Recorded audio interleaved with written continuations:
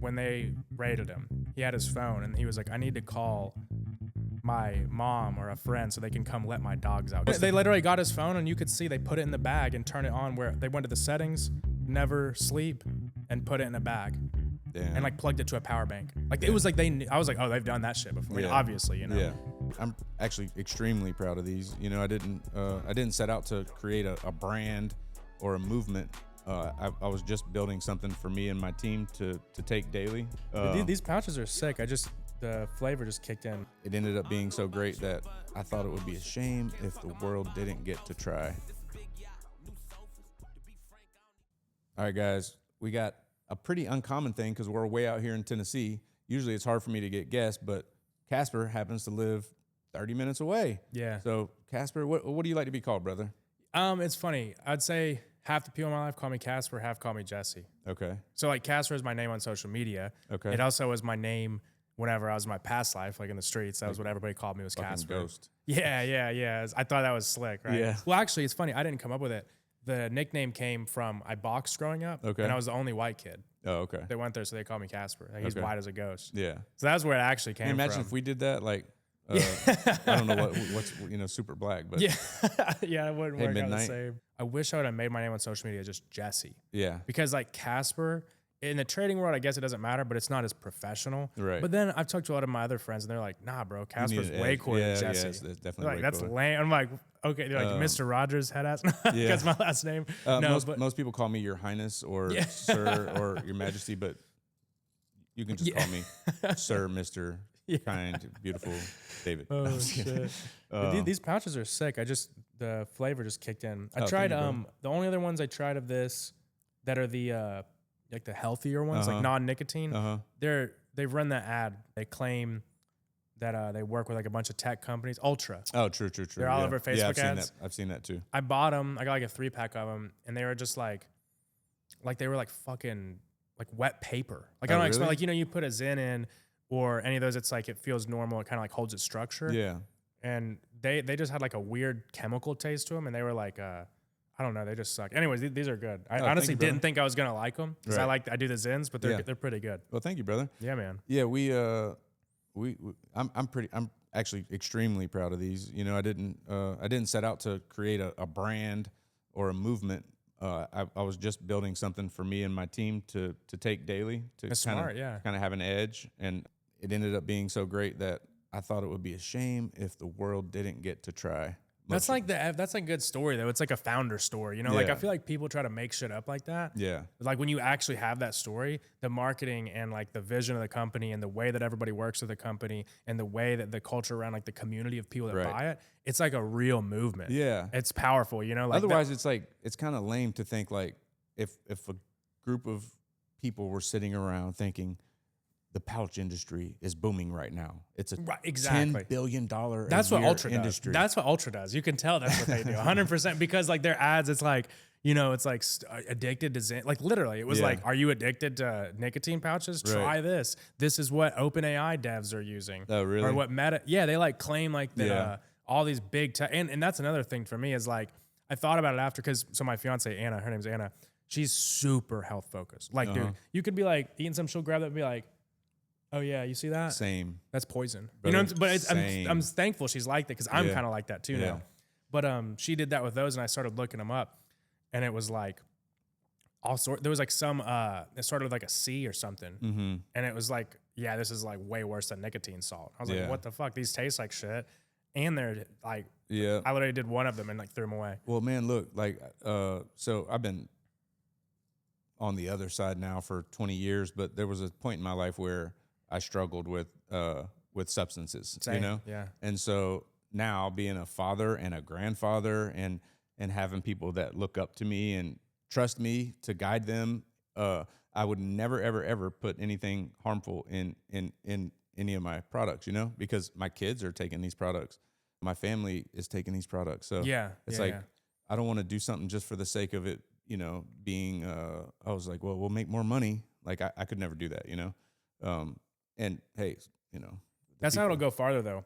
Like, cause it's, you know, I had this weird thing recently where like, so my head of sales at my, one of my companies, his name's Reagan, and he basically has a brand. And I was talking to him because every time I work with somebody in any leadership position, I always sit down with them and I'm like, okay, like, what is it? What is this about for you? Like, not just working here. Yeah. Like, what is the thing? Right. And, you know, most people, a lot of times they don't know. Right. Sometimes it's a journey of like helping them kind of like know. Mm-hmm. With him, he was like, well, I love starting brands. I was like, that's fucking cool. And it got me thinking, I was like, damn, like that would be a cool business to run as like a product, you know, like a brand instead. Cause like my stuff's all like personal brand. Oh yeah. We have a software we're building that is a product, but it's not my all personal brand. Right. But I've always thought it'd be cool to like build a really cool product. Bro, it is the most gratifying thing on earth is thinking of because I'm a visionary. Mm-hmm. And so to be able to think of a thing and then come in and work on the design and create the packaging and the product and the thing, and then it be a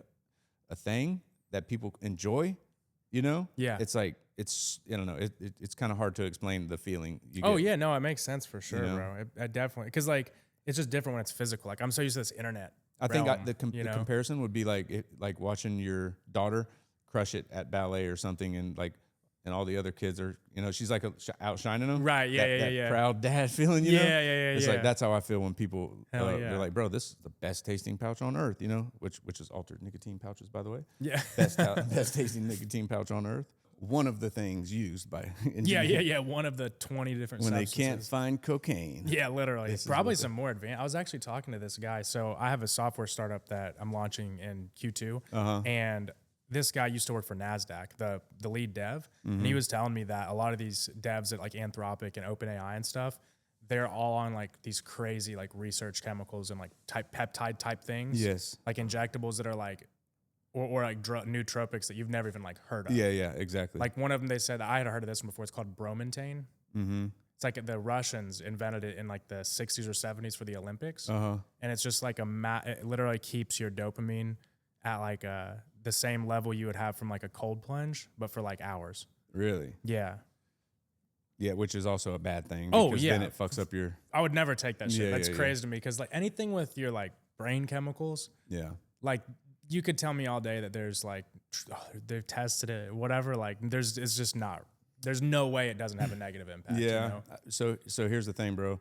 I have a guy, Solomon, that he, like whatever you just said, if I call him right now, he'll be like, oh yeah, I heard about that.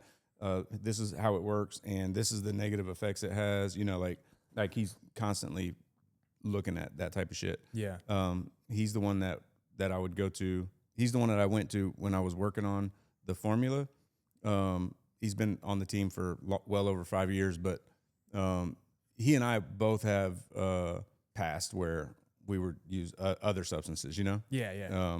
And so we would always talk like, man, I wish there was something all natural that wasn't harmful, that still gave you like a great feeling and focus and clear, you know, all the things. And so I've probably tried 50 or 100 different ingredients or, you know, and through the years, there's been like 3 that really stand out. And they're really amazing, but one of the ingredients, Phenibut, it's like PHEN, whatever, Phenibut. The first time I tried it, it was from the packaging looked like, it was like all natural, so, and it was like one of 5 or 6 ingredients. So I was taking it and I was like, holy shit, like this is freaking literally next level type of shit. And so then I asked, I don't think I asked Solomon, but I was taking it every day, you know? And then I was having a conversation with Solomon and I mentioned that ingredient and he was like, oh, Phenibut? He was like, yeah, bro, be careful with that one. He said the withdrawals from that can be worse than heroin. Oh, wow. And I was like, oh, damn, no. we got to find out. Oh, no. So did it unfold like that? Like, did you actually? So fucking hard to quit. Dude, that's fucked. Not mentally, physically. Because as soon as he said that, I was like, oh, shit, like, done. But the physical withdrawals didn't let me just quit. The withdrawals were like, this is going to sound so crazy when I say this, because if you'd have said this to me, I would have been like, no way. it got to the point where I was having to take literal granules, like a grain of salt, like three grains of salt, put it in a bottle and, let it dissolve, and then take a cap full of that. Wow. That's how it got, that's how bad it was, bro. Like, what was a normal dose, like, compared to that granular Oh, amount? like, probably, I would say, 10 to 50 granules, like. Okay, so but it's still, it's very like potent, but.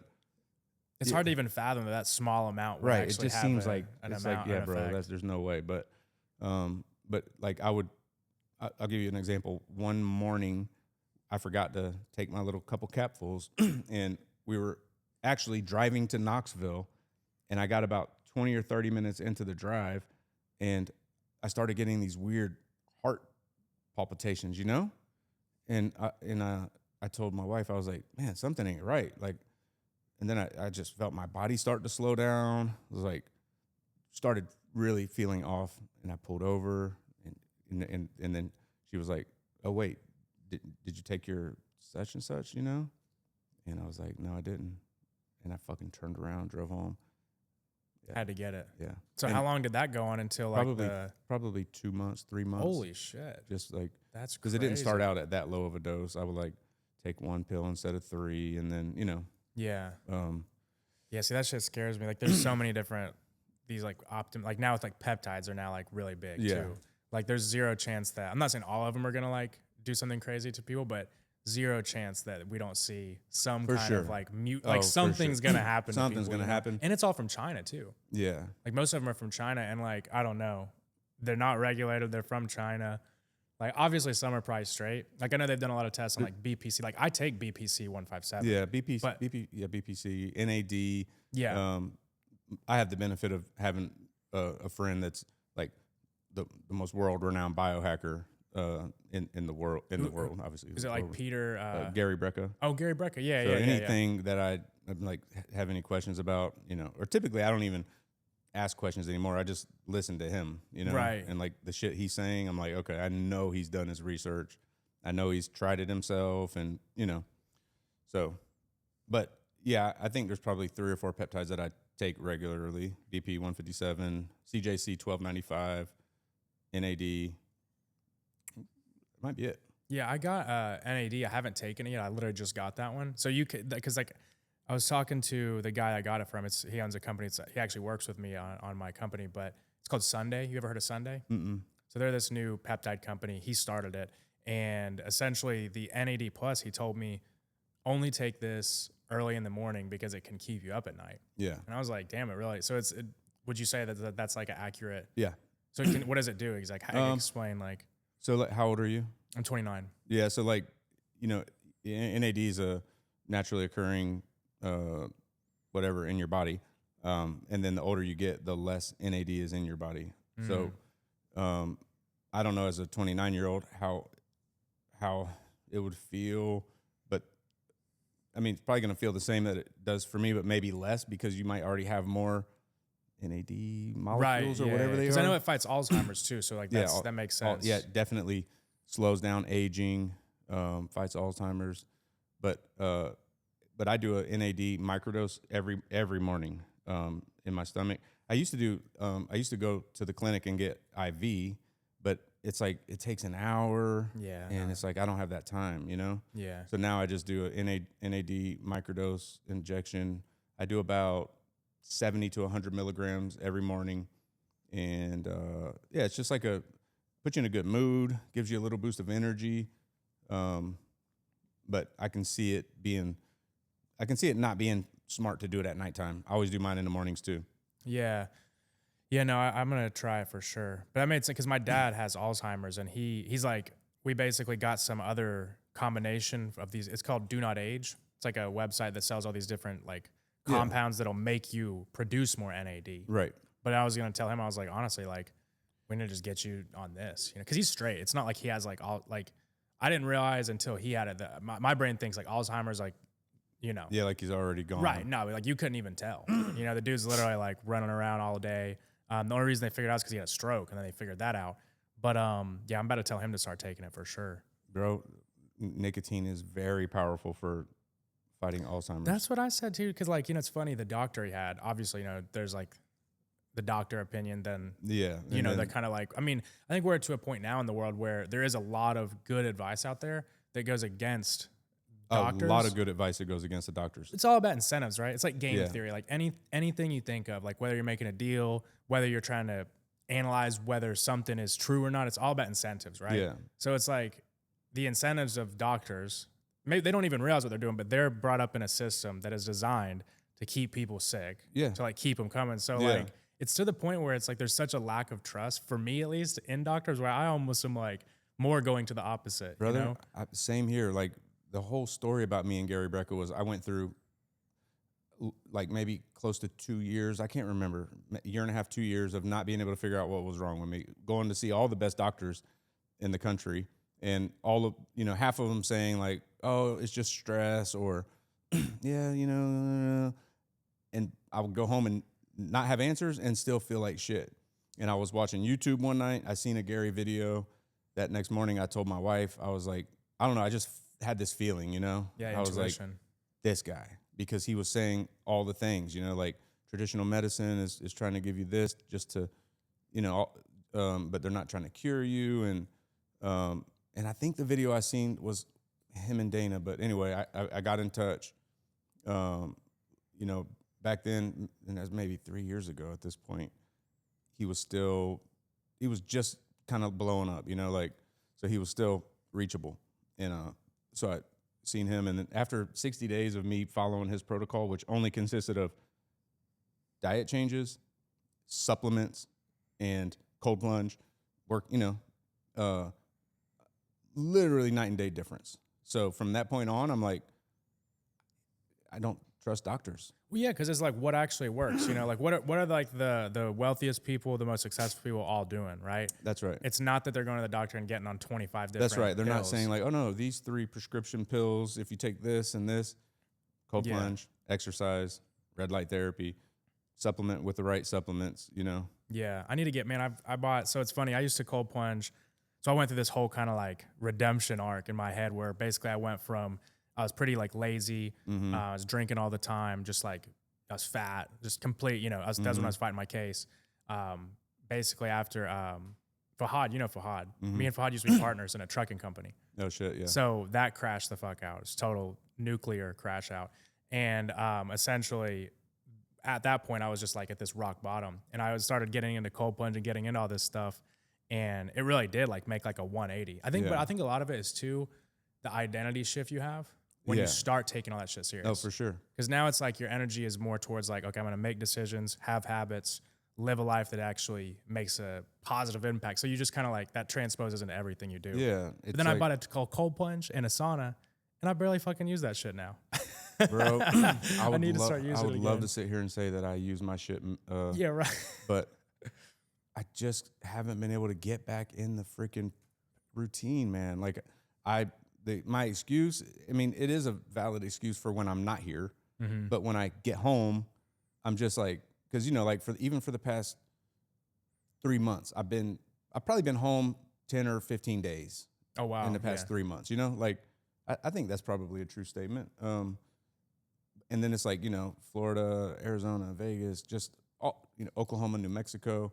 And then, it's like when I'm heading home, I'm like, okay, I'm going to get locked in again, but, and then it's like, I'm home on a Thursday. So I'm like, okay, I'm chilling for the weekend, like starting fresh Monday, but I just haven't been able to lock in, bro. Yeah, it's hard, man. And I've got the baddest fucking home gym. I probably have 4 or 5 cold plunges up there. Really? Yes. Oh shit, that's sick. I got the new ones, the cold plunge 2 or whatever. Cold Life. Oh wait, the standing ones? Yeah. I think I've seen those, but I haven't not in person. Yeah. Yeah. I'll show you. That's like the Viking style ones. Yeah, that's sick. That's sick. I just got the OG like plunge. Yeah, I have one of those. Yeah. And I got the infrared sunlighting sauna. And it's like, I feel like once you have, like for me, once I had them, it's like I use them a little bit and then it's kind of just there. I know, man. It's like a car. You have a car. It's fucking cool us? as shit for like a month or 2, and then like you kind of go back to just driving whatever the daily is. Bro, like when Ace first moved up here, we were locked in, bro. We would cold plunge every morning, or at least that's what we were doing it a lot, and then the traveling thing started. But I have a fucking literally this huge event coming up where I'm going to be running a 5K with Gary, Jelly Roll, Dana White, like all these high level people, and like I have to be in the best shape of my life. Yeah. Yeah. Yeah. And I think the event is like April 18th or April 19th. You got time then. You still got time. As long as you start. As long as I start. Right, yeah. And I started like last week, and then I had to travel. So now it's like I've done it once in the past couple of weeks. These are so annoyingly. You ever tried the kettlebells? You ever use kettlebells? They're good for traveling. If you could travel, they're heavy, but you just need like one weight. One, right? Yeah, you just need one, and it's like you can get everything done like when you're traveling. Yeah. And it's kind of like a more functional strength, like because if you do like circuits, it'll kind of get you ready for cardio and stuff. Right. I shifted to those. I have the same thing. I don't travel that much, but like at least minimum 30% of the time I'm on the road. Right. And if you just, it's hard to stay in the routine, you know? It is, man. And the people that have that discipline, it's like, if you would have told me like, hey, bro, you're going to be a millionaire, you're going to have a fucking jet, you're going to have nannies and housekeepers and chefs and this and that, are you going to be able to work out? I'd be like, yes, 100%. I'm never going to miss a day. You know what I mean? Yeah. So to see people that have made it, they're way beyond me successful, and they work out every fucking day, there's a new level of respect, you know? Yeah, it's like, yeah. Those people are built different. Yeah. You know? So how did you get your start, bro? I know a good amount about you. Like I've seen your socials and stuff, but like where did you, because you've obviously done very well for yourself. Like obviously I know you have a string of like different businesses. You got motion, got a bunch of different stuff. So yeah, I'm curious. Like, so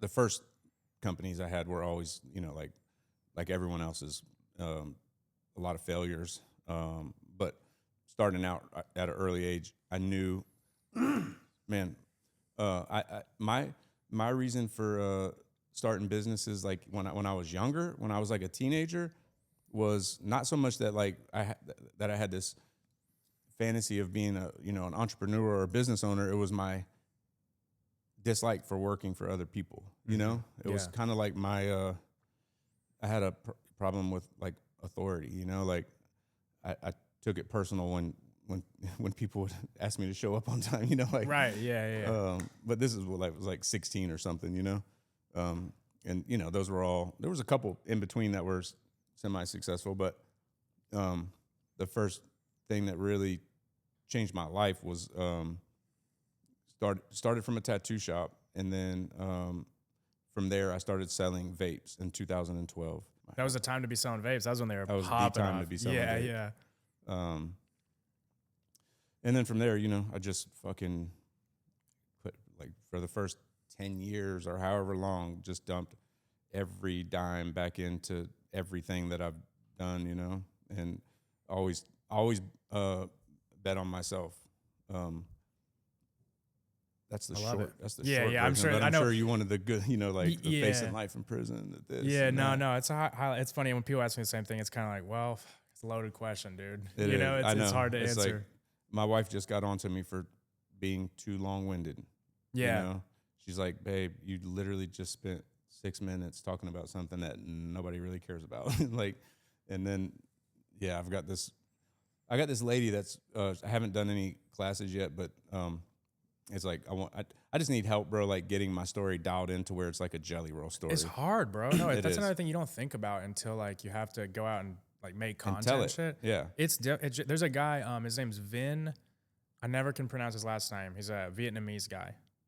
Hands down, the best, because I've spent a lot of money on like speaking, content, any of that stuff, and it's hands down the best. Okay. Like, because it does everything from like storytelling, but also like public speaking and like everything down to like hand movements and shit. Okay. It's a really good, like, and a lot of big YouTubers have like bought his stuff too. Okay. Like, if I'm not mistaken, I think Hormozy, I know Amon Godzia, if you've ever heard of him, he bought it. A bunch of people have like recommended him. Okay. Yeah. Super good. I'd love to I'll get his name or whatever I can look him up. And, but yeah, like for me, I never thought about, you know, making my story known until I always, again, this is so much. It's like, for me to explain one little thing, it's like, it's hard to hear it because they call it the hero's journey. And it's like, it's funny because if you're like me, I either go, I'm like, well, I'm not giving enough, or it's like I'm giving way too much. Way too much. It's hard to hit that happy medium. Like, yeah, exactly. You know, I hope this lady's able to help me dial in, because, you know, it's also good to know that, like you said, you've taken some steps to improve your speaking, your public speaking and stuff like that. I found out that Jelly Roll did some classes. A few people that I know that are really talented at talking, I found out that they did some classes. So. Yeah, because you think at first you're like, damn, I fucking suck at this, and it's like, no, like everybody does. You know, like everybody does. I just went on a short podcast run. I did Sean Michael Kelly, I did Bradley, and then I did Chad Peterson. Anyway. My salesman was just with Brad. I'm about to go do, I think, a podcast. Oh, really? Yeah. I'm pretty sure Brad's going to be a partner in Altered Nicotine. Dude, that's sick. That's pretty crazy, man. Sick. Yeah, that's huge. Yeah, it is. Yeah, it is. The crazy thing is, like, I've had these huge opportunities that even 6 months ago, I mean, I've been manifesting this shit for forever, you know? And the partnership with Steve, I talked about it for probably 2 years, you know? My wife and just making it happen. Yeah. How did it happen? Like, how did you get linked up? Neil, dude, Neil's the go. Neil man. is the fucking. Neil's the fucking go, bro. Yeah. Like, really, when it comes down to 50% of the, you know, celebrities, influencers, and high level contacts that I have today, they came from Neil. Yeah, he was even trying to introduce me to you, and I think it just kind of like he didn't do it because and he was like, yeah, you need to meet my guy David. He's in Tennessee. Yeah, and then Darian hit me up, and I was like, it was a weird because I was like, okay, that's small work because it was within like a week. Like that's crazy, bro. Yeah, it was super weird. That's crazy. Bro. And you know the thing, bro, like I've offered him to be partners on certain deals, and he's always like, no, bro, I'm just wanted to set you guys up, you know? Yeah, it's like that, you know, that's very fucking rare. You know? Yeah. I think that stuff's like, you know, I think it's kind of one of those things whenever you have those kind of values, like you're talking about manifesting, I think that is like one of the best ways to bring more good into your life. It's just every situation you go into, try to give as much value. That's it, bro. And expect nothing in return. That's and right. You might do that 1,000 times where people don't, you know, you don't get nothing. Right. Cool. Yeah. But that one time you do, you know, it's just, and plus the way you live, you know? Yeah, I'll tell you, bro, it's like I spent 10 years doing the right thing in business when everyone else was doing the wrong thing. And I started to feel, I was like, all right, now I'm going to, like, you know, like every fucking business deal I get into, they always end up doing me dirty or just all this shit continued to happen. And then, you know, I'd say after about 10 years, it finally started paying off. You know, people started seeking me to do business with, and I just, you know, ended up earning this reputation for, I'm never gonna cheat you. I'm never gonna lie and steal. Like, you know, I'm not good with having uncomfortable conversations. You know, that's probably that, and communication is my weakness. But, you know, you don't have to worry about, you know, if I'm going into this to try to take advantage of you or something, you know? Right. And that's rare. That's rare. And I think a lot of people don't realize how, like, pretty much, I wouldn't say everyone, 'cause that's a bad way to think. A lot of people are always going to be at this kind of like shark mentality. Like, I think people think that's how you have to be to get far ahead. Yeah. But then anytime you meet the people that are the most far ahead, they're the complete opposite. Yeah. I would say maybe not anytime, right. But most of the time. Most of the time. Most of the time, they're like how Neil is, or like, you know, always just trying to give more and just, you know, spread the love. But a lot of people, I think they have this perception of success. Like, you got to be like, you know, some like Gordon Gekko type guy. You know what I mean? Like, you know, you always gotta be cutthroat. Yeah. It's just, but it's no way to, you know, you run out. People might be successful in the short term, but they end up, you know, live by the gun, die by the gun. That's right. You know, I know there's people that I know in different industries that their name and reputation is ruined in an entire state, you know? Yeah. Like, I'm not going to say any names or any states, but you know who you are, motherfucker. Like, you know who you are. Man.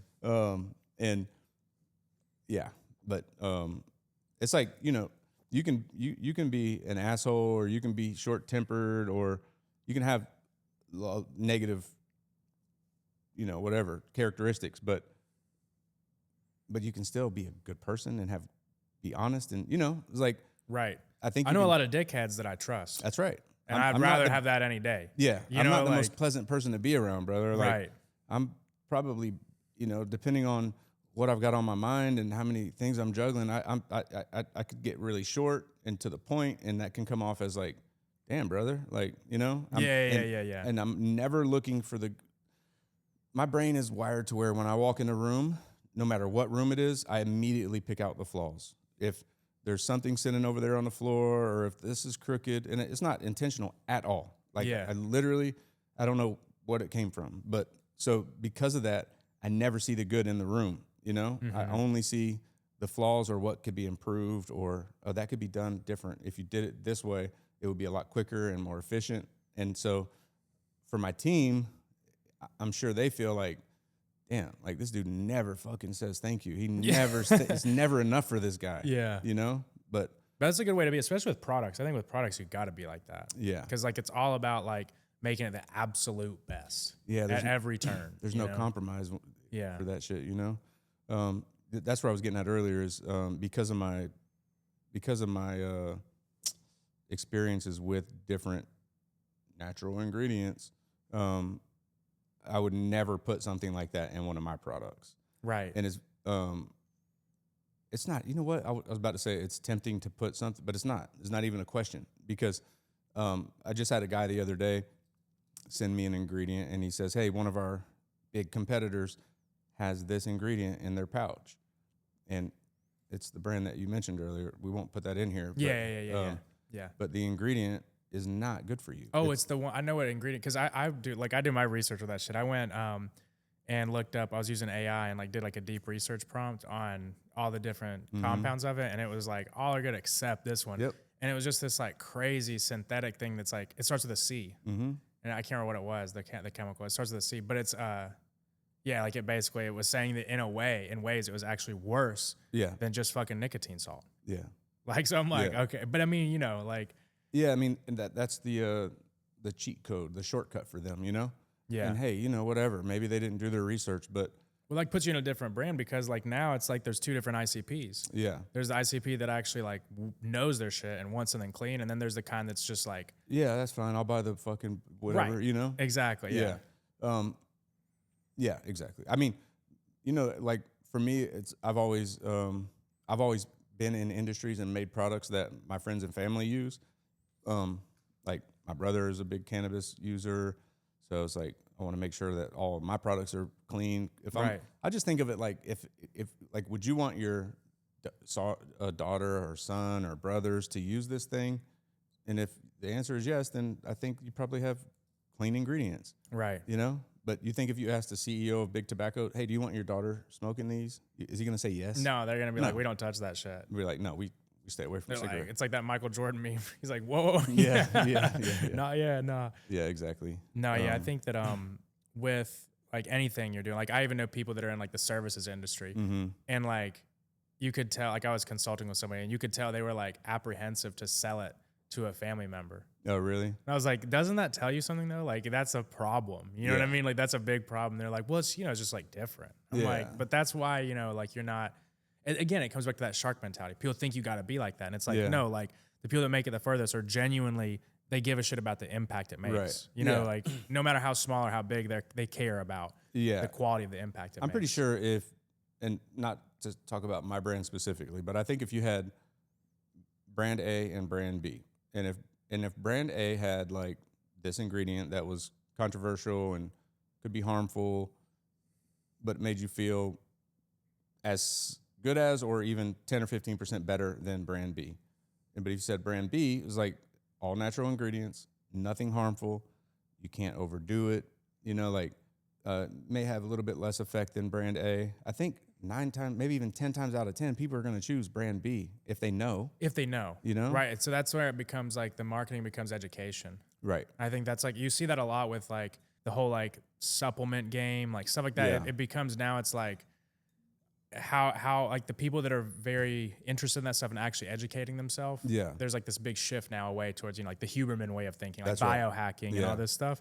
So I think that that's better to be positioned like that. Yeah. Because, the whole, like, why would you do that instead of nicotine? Right. Because you want to do it clean. That's right. It's the whole point. Yeah. So like make sure it's clean, So I think that's like a huge, unique selling point. Yeah. You said you're 29. Yeah. Where were you born? In South Carolina, but I was raised in Johnson City. So I was born in Charleston, but when we were I was almost 5, we moved up here. So I went to school. I don't even remember shit in South Carolina, really. Okay. Yeah. So, you were raised in Johnson City. Yeah. Have you ever moved outside of here? Oh yeah. Whenever I was 18, I moved to California. Oh, okay. Yeah. As soon as I turned 18. Okay. Then I lived Cali, North Carolina, Tennessee, back to Cali. Okay. Back to Tennessee, back to North Carolina, and then back to Tennessee. Yeah, it's just like but they're not even all the same cities. It's kind of funny how that happened. But like just different cities. Well, it's like Asheville. Whenever you're younger, to Johnson City, Asheville, you feel like you're like you've escaped the area. It's so stupid, but it's that was where I moved to. Have you heard of Middlesboro, Kentucky? I feel like I've seen on road signs or something maybe, but I've never probably from trucking. There's so many cities that I just know in my head and I don't know because why. Of and trucking? Yeah, because there's been a load that we called from there or something. So have you heard of Lee County, Virginia? Yeah, actually, no. I know a lot of people from Lee County, Virginia, Okay. like Gate City and Gate City. What's the other one? Pennington Gap. Pennington Gap. That's where my tattoo shop was at. Oh, really? Wait, what? So, bro, I'm from Florida. Okay. And I went on the run from the law, and my hideout place was Rose Hill, Virginia. That's a good hideout place. I thought it was. Oh, well, I guess maybe not too good. Nobody looks like me there. Oh, yeah, that's true. That's true. Except for like some little homemade tattoos, like nobody looks like me there. Right. Also, nobody relocates to Rose Hill, Virginia. Yeah, it's like, why are you here? So like the first, whatever, few weeks or months or whatever, everywhere I went. Well, first of all, the town is so small that everyone knows everyone, like legitimately. Yeah.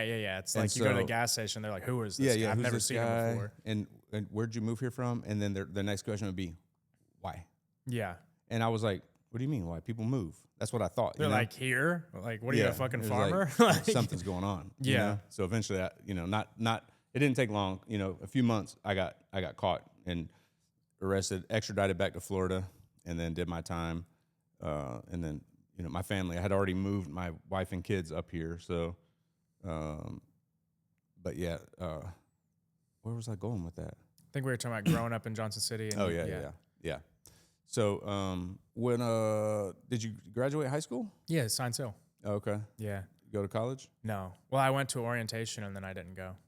I was like, fuck this, dude. I knew I wasn't going to go anywhere. Northeast State. It was like, I was going to go for like welding. Because at that point, they had just released that shit where you got 2 years free college. Yeah. And my parents were like, you're going to go to college. And welding. It's like, no, I'm not. Because I was already deep in I was trapping for years by this point. I was literally going to Cali when I was like 16. And just bringing packs back? Yeah. I just send them. Oh, true. Yeah. So I was like 16, like going out there and like, like using a fake ID to get hotel rooms. It was like this, like, I was crazy when I was a kid. That's when I moved out there when I was 18. So I'd already had like people I knew out there and stuff. Okay. Yeah. But I wanted to turn legit though. That's why I moved out there. Well, like, you wanted to open a dispensary? No, I wanted to I had somebody who had a farm out there. That was like my guy. And he basically was like, oh, I'll lease you a set of the yard dispensary. Because he had it was like a 2 acres of canopy. Right. I'll lease you all this. So I ended up leasing it. By this point, I had made like a decent amount of money. I was probably like up like 100, 120 grand or something. For me at that point, I felt like I was a fucking millionaire. I was cocky as shit. Like, I'm rich, dude. Yeah, for sure. 18 with that. But so I started to move out there, right? And when I was going to be moving out there, on the way out there, this dude gets raided by the feds. Oh shit. Yeah. But so we're in like Nebraska, and the girl that was with me at the time was like, well, this is because I already had like barely been able to talk her into this. Uh-huh. And then she was like, you could tell she was like, fuck, well, should we do this? Like, I don't like this is a sign. And I remember being like, I'm going. Like, we're going to Cali. I'm going to figure this shit out. Like, I'm not going back. I'm not. Because I'd already told everybody, like, my dad had told me this is a dumbass mistake. Everybody's like, dude, you wanted to prove everybody wrong. I was like, you've got me fucked up if you think I'm going back. Right. I didn't know anyone. I literally just was like, well, fuck it. I knew one person actually. So I knew one person, but I didn't really know them. It was like somebody I had been like, this dude had like brokered a deal on this dude's shed type shit. Like I just knew where he lived. But you had money. Yeah, exactly. So you're like, fuck, man, we can figure it out. We'll figure it out. So I went out to Yuba City, California. And is this the first time that you moved out of your house? Yeah. No, out of my city though. Okay. I lived, but before this, I just had a 1-bedroom apartment. I had like 2 houses. One of them was like a trap. Okay. That I would stay at. Sometimes the other one was like a 1-bedroom apartment. Okay. So it was, these were like, you know, very small, like nothing special. Yeah. I was still 18. Like I just moved to them. Okay. But yeah, when I was on the way out there, that happened. And then I was like, well, we're going to go to Cali. So we go to Cali. I ended up getting the same kind of deal. Like it took a little while. There's a good amount of stuff. I lived in a hotel for like 2 or 3 months, like trying to find a house because I had a pit bull. Right. And nowhere wanted to rent one because I was 18 with the pit bull. Right. And finally I had to be like, well, I'll just pay the lease. Right. Like I'll just pay for all of it. That's and they were right. like, oh, okay. Yeah, because my guy was like, why haven't you tried that? And I was like, I don't know. I could do that. Instantly found a place. Yeah. It was kind of in like, not the hood. There really isn't a hood in Yuba City, but it was like crackheads. Right. You know what I mean? Like it was like cracky hood. Cracky. You know what I'm saying? Like it wasn't like, yo, like we're going to come take your shit. It was Right. like, we might steal the change out of your car. Type Right, shit, yeah. you know? No, never mind. I was about to say some really inappropriate shit. Yeah. I suck your dick. Yeah. Pretty much, dude. Pretty much. It was like, it was weird because coming from the East, the trap, like it's very easy to see. Like you look around, you're like, yeah, you can tell. Cali, it's like not as, I mean, like some of them you definitely can. Right. But the houses aren't as old. Right. You know, like the East, it's like someone lives in there. Right. Like that shit looks like I could blow it down. You know what I mean? Right. But out there, like, you know, I looked at it and I was just so ready to get a house. I was like, this is straight. Yeah, it'll work. After living there for like 2 weeks, I was like, oh, fuck. Yeah, we this fucked was up. not good. We moved into the cracky neighborhood. Literally, bro. Like, I had people knocking on our door, like, just asking for, like, money, just stupid shit, like, asking for a ride, all sorts of shit. But I ended up getting in a deal where this guy would lease me his yard. And I was like, wow, how awesome is this? Right. So I ended up going and putting most of the money I had, because I didn't know shit. He was also ripping me the fuck off. Right. Well, completely. You'll see in a second. He was ripping me off for, like, how much stuff cost. Like, basically, like, you know, I was kind of, like, gullible, too. I trusted this guy. Yeah, I kind of wanted to fucking have your own shit. Yeah. So you're like, you need to believe in this. Right. I was like, what else am I going to do? Right. So I ended up basically going all in with this guy. I paid him, it was like $50K for like a 1/4 acre of canopy. Just, you know, he was coming up on me. Right. Then at the end, he cut down all the plants like a couple days before harvest and just like was gone. Wow. Because it was turned out the whole time, like I didn't really, you know him too much. It was a huge risk. He didn't actually live there. I knew that much. I didn't know where he lived. Right. Right. So then it was like, you know, I go back to this place. I'm like, I'm raising hell. But it's like, bro, like, what do you, they're out in the country. Like, you could go out there and like maybe do some shit, but it's like, you're not going to get your shit back. Right. You know, it's over with. So then I was like, well, fuck, I got to figure this shit out. And I didn't want to tell the girl at the time. Cause again, I've like talked her into coming out here. Right. You know, so I'm like super stressed. And I remember sitting there thinking like, damn, like I had like 20K left and our rent was like 3,000 something. Bills and everything was like 4,000 to 5,000. I was like, okay, you got to figure this shit out quick. I had no plug, nothing. So I started going on Craigslist. Like I was literally on Craigslist in Sac, driving to Sac, just meeting random people that were selling like ounces. Damn. And then was just like, yo, like how much for a pack? And like it took forever. Finally, I ended up finding this plug, right? Right around this time, I remember she had told me too that I was gonna have a daughter on the way. Oh shit. Yeah. So like I wanted to kind of like, I was like, okay, like now you really got to make this shit happen. But I ended up doing very well. Like that, I had like that was also right when I got into the like whole kind of like spiritual realm of stuff, like starting to like manifest all that, like, you know. Yeah, manifestation. Right. Right. Very big into that. I got really big into it. And at that point I was like, okay, cool. I'm going to make this shit happen. Like I could like see myself doing all this shit. And like, it was crazy too. You know who like Cali Plug was? You know who that is? Yeah. So like this is way back, like this is 2016. Damn. And I remember like I like found them on like Snapchat, went down there, like basically I had like manifested. I was like, I'm gonna have this much money. I'm gonna be in LA. I went down there. It's funny. I won't say too much about that whole, but anyways, essentially, I went down there. Just funny looking back. And I remember there was like something I had visualized where I would be like in LA living this high life. And I went down there and met up with them from Snapchat. I didn't even really know them, but got off the track. Long story short, I started coming up pretty hard, right? And I started my own little dispo, like had the whole Snapchat thing going, like started networking like throughout Cali. Like a black market dispo? Distro. Oh, distro. Sorry, wrong word. I used the wrong word. Distro. And I started coming up like that. I did pretty good. But then and I also got into another grow, like where I actually like was partners with somebody. We had the land. It wasn't just nice. Yo, buy my fucking square in my yard for 50 That's not grand. even my yard. Right. Maybe. You know, like it was like we actually had the property. We had 20 lights indoor. Nice. It was a half acre of canopy. Not a crazy farm or anything, but like. No, but a half acre is still a lot of fucking weed. Right. You know what I'm saying? It was just me and one dude. Yeah. Did everything. So didn't really have to. We obviously had trimmers and shit. Right. But so did very well with that. Ended up coming back after because I got to the point. This was out in you know where Calaveras County is? No. Mountain Ranch, outside of Stockton. So it's like this kind of like super heavy like weed growing community. Okay. It's like not like Humboldt or anything, but like California. California. Oh, okay. Yeah. And then I basically had kind of put some roots in there, but then there was so many people that would either get like robbed or killed because it's out in the country, dude. Okay. Like, dude, you're talking 20 minutes to the gas station. Okay. And then that's just some shit gas station that's literally in the middle of nowhere. It's another 40 minutes to civilization. Right.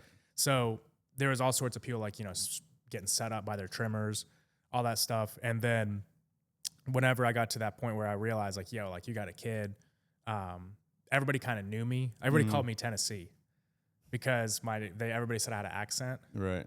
Like, I don't feel like I even have a Southern accent, but we, you know, But you sound, that's right. Yeah. You don't realize it, you know? Yeah. Especially in California. Yeah. They notice it immediately. Is definitely recognizable. The Cali, California. They just pronounce everything like, I don't know. Either it's like there's like the Cali like Mexican accent or like the super white people accent. Yeah, exactly. You know what I'm saying? Like it's like no in between. Yeah, exactly.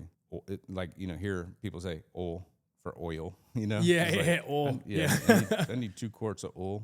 Yeah. It's like, I don't know They're like, excuse me. Yeah. Oil. No, but yeah. So basically after that was because I'd gotten pretty big at this point, or at least what I thought at that point was big, right?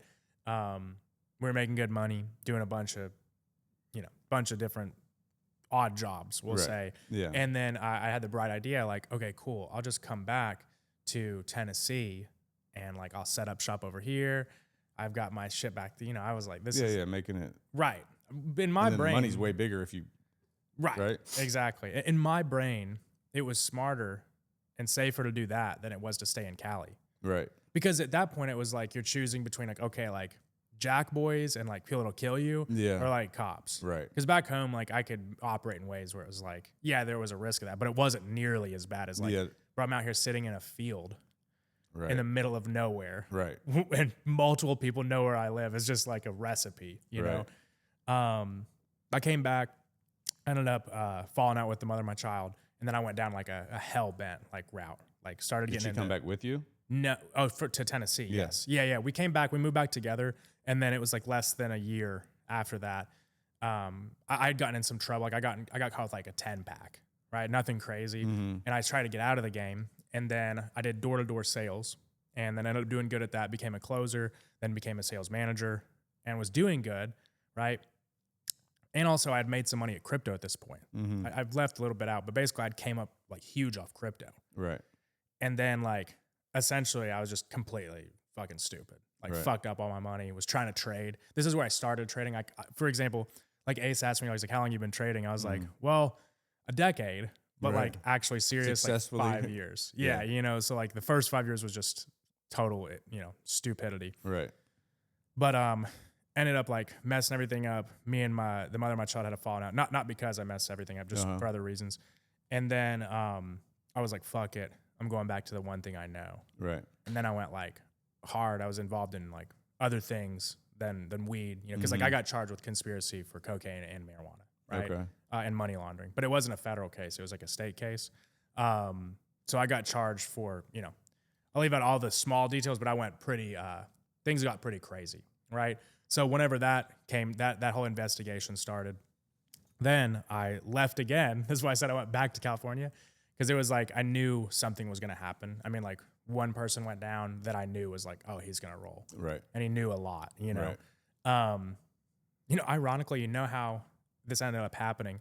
He didn't even immediately roll. He was so stupid that when they raided him, he had his phone and he was like, I need to call my mom or a friend so they can come let my dogs out, because dude bred dogs. Right. And they were like, sure. He called you? No. They're like, sure, we'll unlock your phone. Oh. He was like, no, because I had the body cam footage in the Discovery. He's like, no, like, I know what you guys are going to do, all this shit. And then, like, still, like, just gave him his phone. No, we won't look. I promise. I'm like, bro, I love dogs and shit, but they could have lasted a day. They could have, yeah, they would have, yeah. Like, dude, they would have been straight the next day. We're talking, like, go to jail and get bailed out. Like, especially, like, the fuck? if he brought it up to them, he's like, no, I know what you're up to. And it's just, Right. I imagine the conversation, no, I promise you I won't peek. Like, yeah. I'll close my eyes when you call your friend, you know, like. Oh, dude, they didn't even let him call. Right. As soon as they literally got his phone, and you could see they put it in the bag and turn it on where they went to the settings, never sleep, and put it in a bag. Damn. And like plugged it to a power bank. Like it was like they knew, I was like, oh, they've done that shit before. I mean, obviously, you know. Yeah.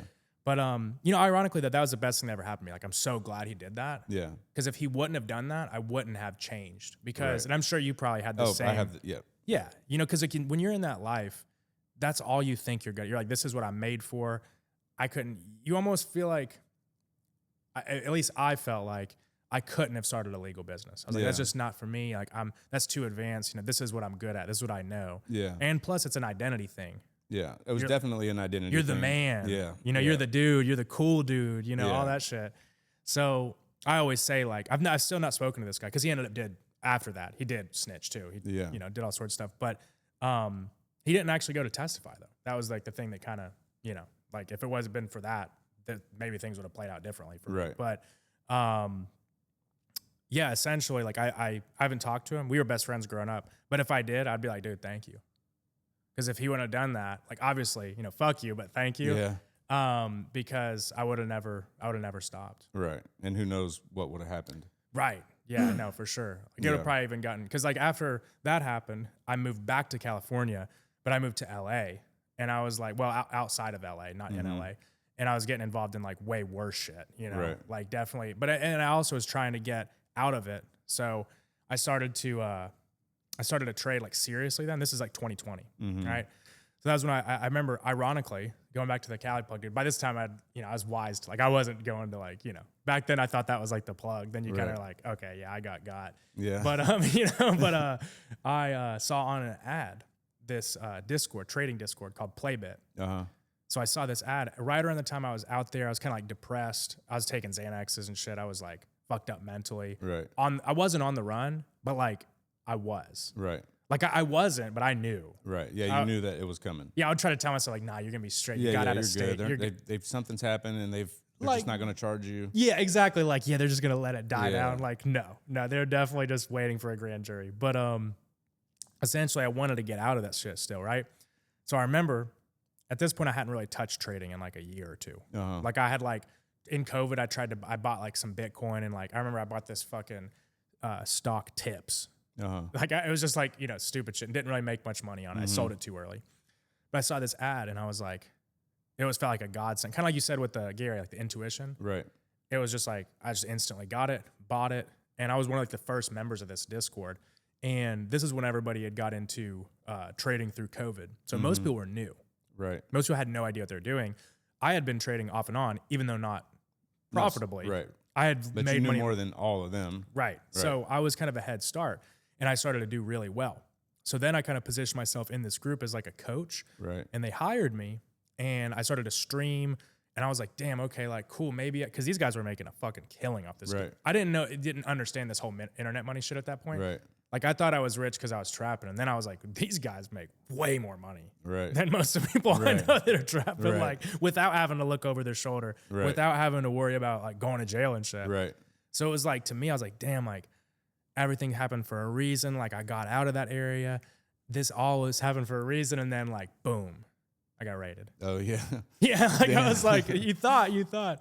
I'll never forget. I was literally on a stream. The first time, so they came once, they didn't raid me at this point, but I was on a stream like on Discord, like sharing my screen, and I'm like in the middle of talking, and I could just like see like 2 cars pull up outside, and you know how that, you're always paranoid. Yeah. It could be a normal car, and I just knew, I had a feeling though. I was like, something's off, and like I literally like looked, and then as soon as I looked, you could see a flashlight, and because I couldn't, like the blinds were kind of far from me. I was like in this foyer area, and you could just kind of see down.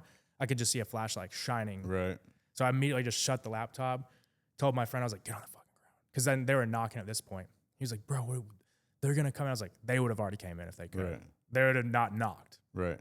So we sat there for what seemed like a fucking lifetime. I still don't know how long it actually was. And then I lived in like a nice community too. Like it was like a gated, you know, like it was a nice place. So I was like, oh my God, the neighbors are gonna, you know, all this shit. Like they're gonna tell them I'm home because they hated me already at this point. Right.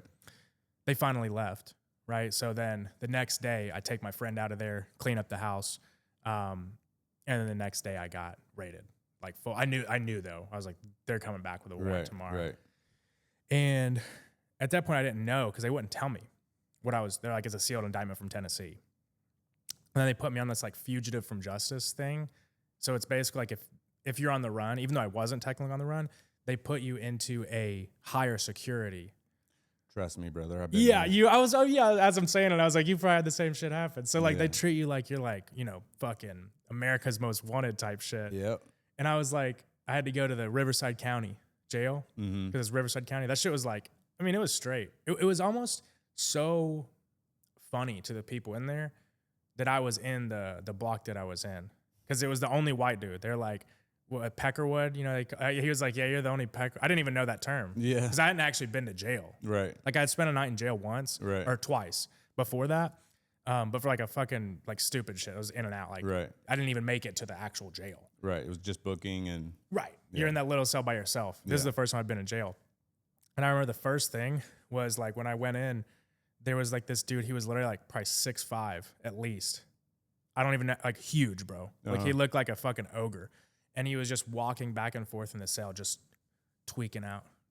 Black guy or? No, white guy. Oh, okay. Yeah, he was like long hair. He looked like a hippie. Yeah. Except he was fat as shit and he was like a crackhead. Yeah. Like, you know, it was like you would think he would be a hippie. Like the style, I guess his hairstyle. And then I remember he just would walk back and forth all fucking night long. Yeah. Like I remember finally got to a point I was like, yo, can you sit down? And he just immediately, like he was like walking and just like, it was like as soon as I said it, he just sat down. And I was like, oh, I'm dead.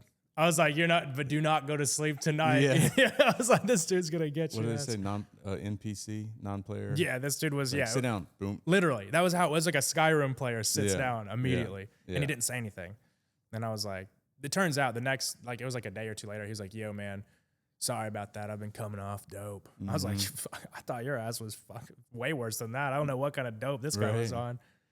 But the rest of the cell, he was like the rest of the cell block was like they're all like this. I don't know what gang, like some like Mexican gang. I didn't ask, obviously. This is in California still, yeah, right? Okay. Yeah. I don't know what. I mean, I ended up asking people like, you know, what are they're like norteños and sereños and shit like that. And I remember they were literally just kind of like, why are you here?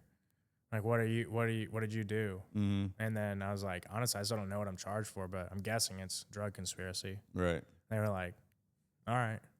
They were like, you know, you can come sit with us if you want. Because I was just sitting by myself. Right. Like I walked over, I was like, you know, I mean, I knew it wasn't prison, but I could tell. I was like, yeah, like this, you got to act a certain way around there. Because you could tell there was like they were like taking turns at like who had the fan.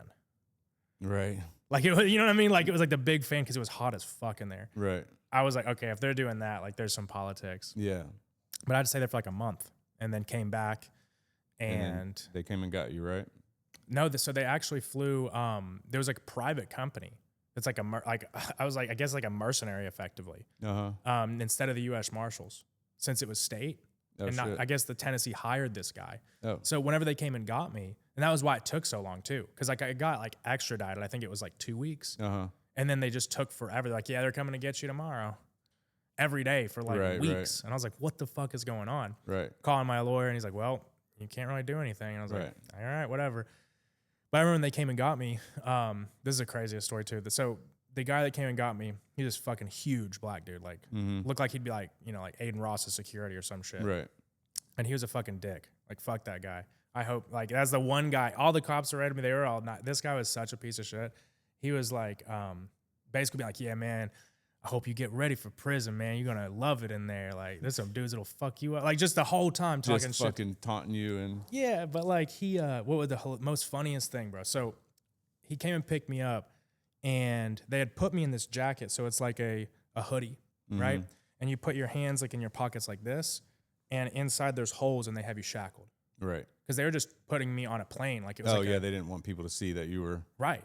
You know, so like when we go to the airport, though, tell me why we run into fucking Dennis Rodman. Like we're in. Oh shit. Yeah, he's at the Orange County Airport, which to me was crazy. Like, why isn't he flying So private? fucking crazy because I have a similar story, but Really? it was R. Kelly. No way. What the fuck? Yeah, see, that's crazy, bro. And not at the airport. Mine was at the bond agency, but That's crazy. Yeah, no, like what was the funniest thing? This gave me so much satisfaction. So we were standing there, and this guy had been a dickhead to me the whole time. Like he just kept saying shit. Like I guess trying to like, it was like almost like he wanted to like argue, like trying to trigger me. And I just was kind of like, you know, it was so absurd that it was kind of funny. I was like, all right, bro, like I get what you're trying to do. Okay. You know, I just didn't say anything. Like when he would say anything, like finally I was like, all right, man, like what's your MO here? Like I'm not going to get upset. So he stopped and we were in line because they had to let the people at the desk know like, hey, I'm, you know, with the fugitive, I guess. And tell me why whenever he realized, he said he got excited. Like he was like, that's Dennis Rodman. Like it was like he like put his guard down for a second. I was like, what? And I look and it's like literally the dude in front of us tossed. It was Dennis Rodman. oh shit. And he was like, sir, Dennis, Mr. Rodman. He's like, I'm a real big fan of yours. You know, and the guy's like, Dennis Rodman's fucked up off something. He's like, what's up? Like literally, bro, like slurring like crazy. You can't even understand what he's saying. Right. Like I don't even know what he was fucked up on because he was standing fine. But he had some guy with him too. And the guy was kind of like, you know, like, should I let these guys talk to you or whatever? And he was like, no. And he went to dap the guy up. He's like, yeah, man, I was a big Bulls fan. I had a poster of you in my room, like literally like fanboying to him, right? And then he like went to dap me up. And I'm like, in shackles. So then I kind of like look at this dude and I look at this guy. And Dennis Rodman's kind of like, this motherfucker really standing me up? Like, is he not going to dap me up? And he was like, oh, miss, I'm actually, what I do, so this is an inmate. Right. This is a convict. Right. I transfer fugitives. That's like my job, but I'm undercover. And he was like, oh, man. Like, he was like, get the fuck away from me. It was so, and this dude, bro. And I remember I was like, damn, I bet that hurt. Yeah. It's like, you were his biggest fan, dude. He was so fucking mad, bro. He didn't say another word until we got to all the way to Tennessee, to Knoxville. Damn. And then he got a Charger, and I made fun of him because it was a V6. He was like, yeah, you ever been in a car like this? And I was like, not the V6s. Right. I was like, the real ones, My maybe. girlfriend has this car. Yeah. No, but yeah, man. It's a long story, but that's kind of how I got back. And then at that point, I was like, well, I'm fucked. You know, like I thought I was for sure going to prison. And your charges were? It was conspiracy to traffic marijuana over 300 pounds and cocaine over 300 grams. Okay. But the only thing that ended up sticking was like a smaller amount of cocaine, and money laundering too. But it was all state. So their whole thing was like, oh, you're going to get charged with the feds. Like we charge you the state, and the feds pick it up. The feds pick it up, yeah. They kept saying that. But like the thing was, I never got caught with anything at all. There was like a lot of people they charged genuinely like, I didn't know them. Right. Which is normally how a conspiracy, I didn't know this at the time. I'm like, how the fuck is this where I don't even know this guy? Yeah. There was 26 people. I didn't know half of them. Like I'd never even seen their face. And I was like, but people were like, oh yeah, that was my plug. Right. You know what I mean? But so essentially that whole case started. That was 2021. Right. April of 2021. And then I came home and I was like, well, that point I was definitely out of the game. I wasn't dumb enough to like try to like start back up. Yeah. And I remember I was back at my mom's house and I was just like, damn, like, cause I had lost pretty much everything. Like I had like a small, cause I got to pay my lawyer, pay to get all my shit back from Cali. And I had like less than 15 grand to my name. Like I was basically back at square one cause I had blown a lot of it. Just totally been stupid. Right. You know how that shit goes. People think too, I feel like they think, at least the way I was, people thought I had a lot more money than I did. Yeah. You know what I mean? Same with me, bro. And they still do to this fucking day. Right. That's how it always is, bro. Everybody's like, that dude's a fucking, billion, you know. It's like, he's got a plane. He's got to have 100 million. Yeah, I'm like, yeah. Bro. Yeah. I wish. Yeah, no, but essentially at that point, I was like, well, I'm going to go all in on, trading. Uh-huh. And I started to do trading like more seriously. And I was still in that group. They were all like super supportive. Basically, like we're like trying to send money for commissary. They did send money for commissary. They were cool, real. Because I was like, damn. And you know what's crazy? Not one person from my like real life. To be fair, most of them were also in prison or jail at this point. But other than that, which there definitely were a lot of people that could. Not one person checked in on. Well, actually, not. That's not true. One person did. I won't say their name because they probably wouldn't want it said on the internet. One person did and checked in on my parents. But other than that, not a single person of all these people checked in, except these people found, because they had like one of one of them knew a private investigator. They hired a private investigator to figure out what happened to you. Yeah. Right. And then they found my parents and called my parents and were like, we'll send money.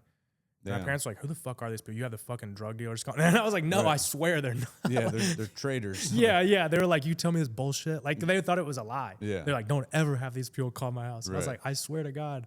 Because it was weird because I remember when I was in, another crazy story. I remember I was in jail talking to my mom when their house got raided. Oh, shit. Because they raided my parents. They raided everybody. Oh, wow. But it was like my parents' house got raided after, it was like 2 days after I had gone to jail. And I remember I was like on the phone with my mom and I could just hear like her like stop talking. I was like, Mom, you there? She was like, I think the police are about to kick in our door. I love you. I got to go. And then just hung up the phone. I was just like sitting there until the whole next day. Damn. In jail because you're like, what's going on, bro? You know, like they didn't kick, they just knocked it and like went through the house and stuff. So did they give you a bond immediately or no bond? When I got back to Tennessee, yes. Okay. But when I got back to Tennessee, they just put on a $50,000 bond. $5,000 bail. Yeah. $50,000 bond. And I bonded out the first day I got back. It was like 2 a.m. Right. I got out. But yeah, so like at that point, I was like, well, I'm going to go on in trading. And I didn't really have enough money to like make much money. Right. And I realized like, fuck, dude, like, what are you going to do? So then my boy Fahad, Fahad, he had a trucking company this time. I met him. Right. You met him. Yeah. He's a good, amazing dude. Like one of the best friends I ever had. Straight up. Like I have nothing negative to say about the guy. Held it down in a lot of sticky situations. He essentially basically told me like, yo, you need to get into trucking with me. He'd keep telling me like, dude, we need to start this. Come buy a truck, run the truck. He was like making it sound like it was a fucking, the best business ever. Right. And at this point I was like, shit, dude. I mean, like, I don't really have much else to other options, right? Yeah. So I ended up, I told him, I was like, well, I don't have the money for a truck, but I know people that might. Right. The people at Discord. Because these guys are rich as fuck. Right. And I knew a bunch of people that had money that were like, we were always in the voice chats. They're talking about different businesses. And I was like, okay, like maybe I could, I started asking the numbers and shit. And he told me like, this is how much they make. Right. And I was like, well, what if we just took like a rev share and they buy the truck, we run it, we do everything. Like we find the driver, the freight, maintenance, handle everything. They just own a truck like an angel investor. Right. And it worked out. We took 20% revenue of all revenue. Great model. And then they basically made like, the goal was for them to make $5,000 to $10,000 a month. Right. Profit. Not a bad investment off of a $30,000 to $40,000 truck. Right. Because Fahad knows like, he was good at like fucking with the end. Like I don't know shit about, like I know basic stuff about cars. I've modeled a lot of my own cars, but I do not know how to go work on a semi truck. Right. Yeah. You know what I'm saying? Right. He did. Right. So it was great at first. Awesome at first. Because I was like, damn, I'm a freight tycoon. This is my ticket out. Like I felt like I was finally getting into, and I feel like there's something about like trappers becoming like truck companies. Oh, really? It's definitely something that's crossed my mind. You know what I'm saying? Like, million times. Every time I hear about like, oh, he went clean, he has a logistics company. It's like the same thing. I've literally like run it through my, like I'll hear a story about somebody and I'm like, damn, it seems pretty fucking easy. Like, dude, it's a buy some trucks and let everyone else go drive them. But I never did. Don't.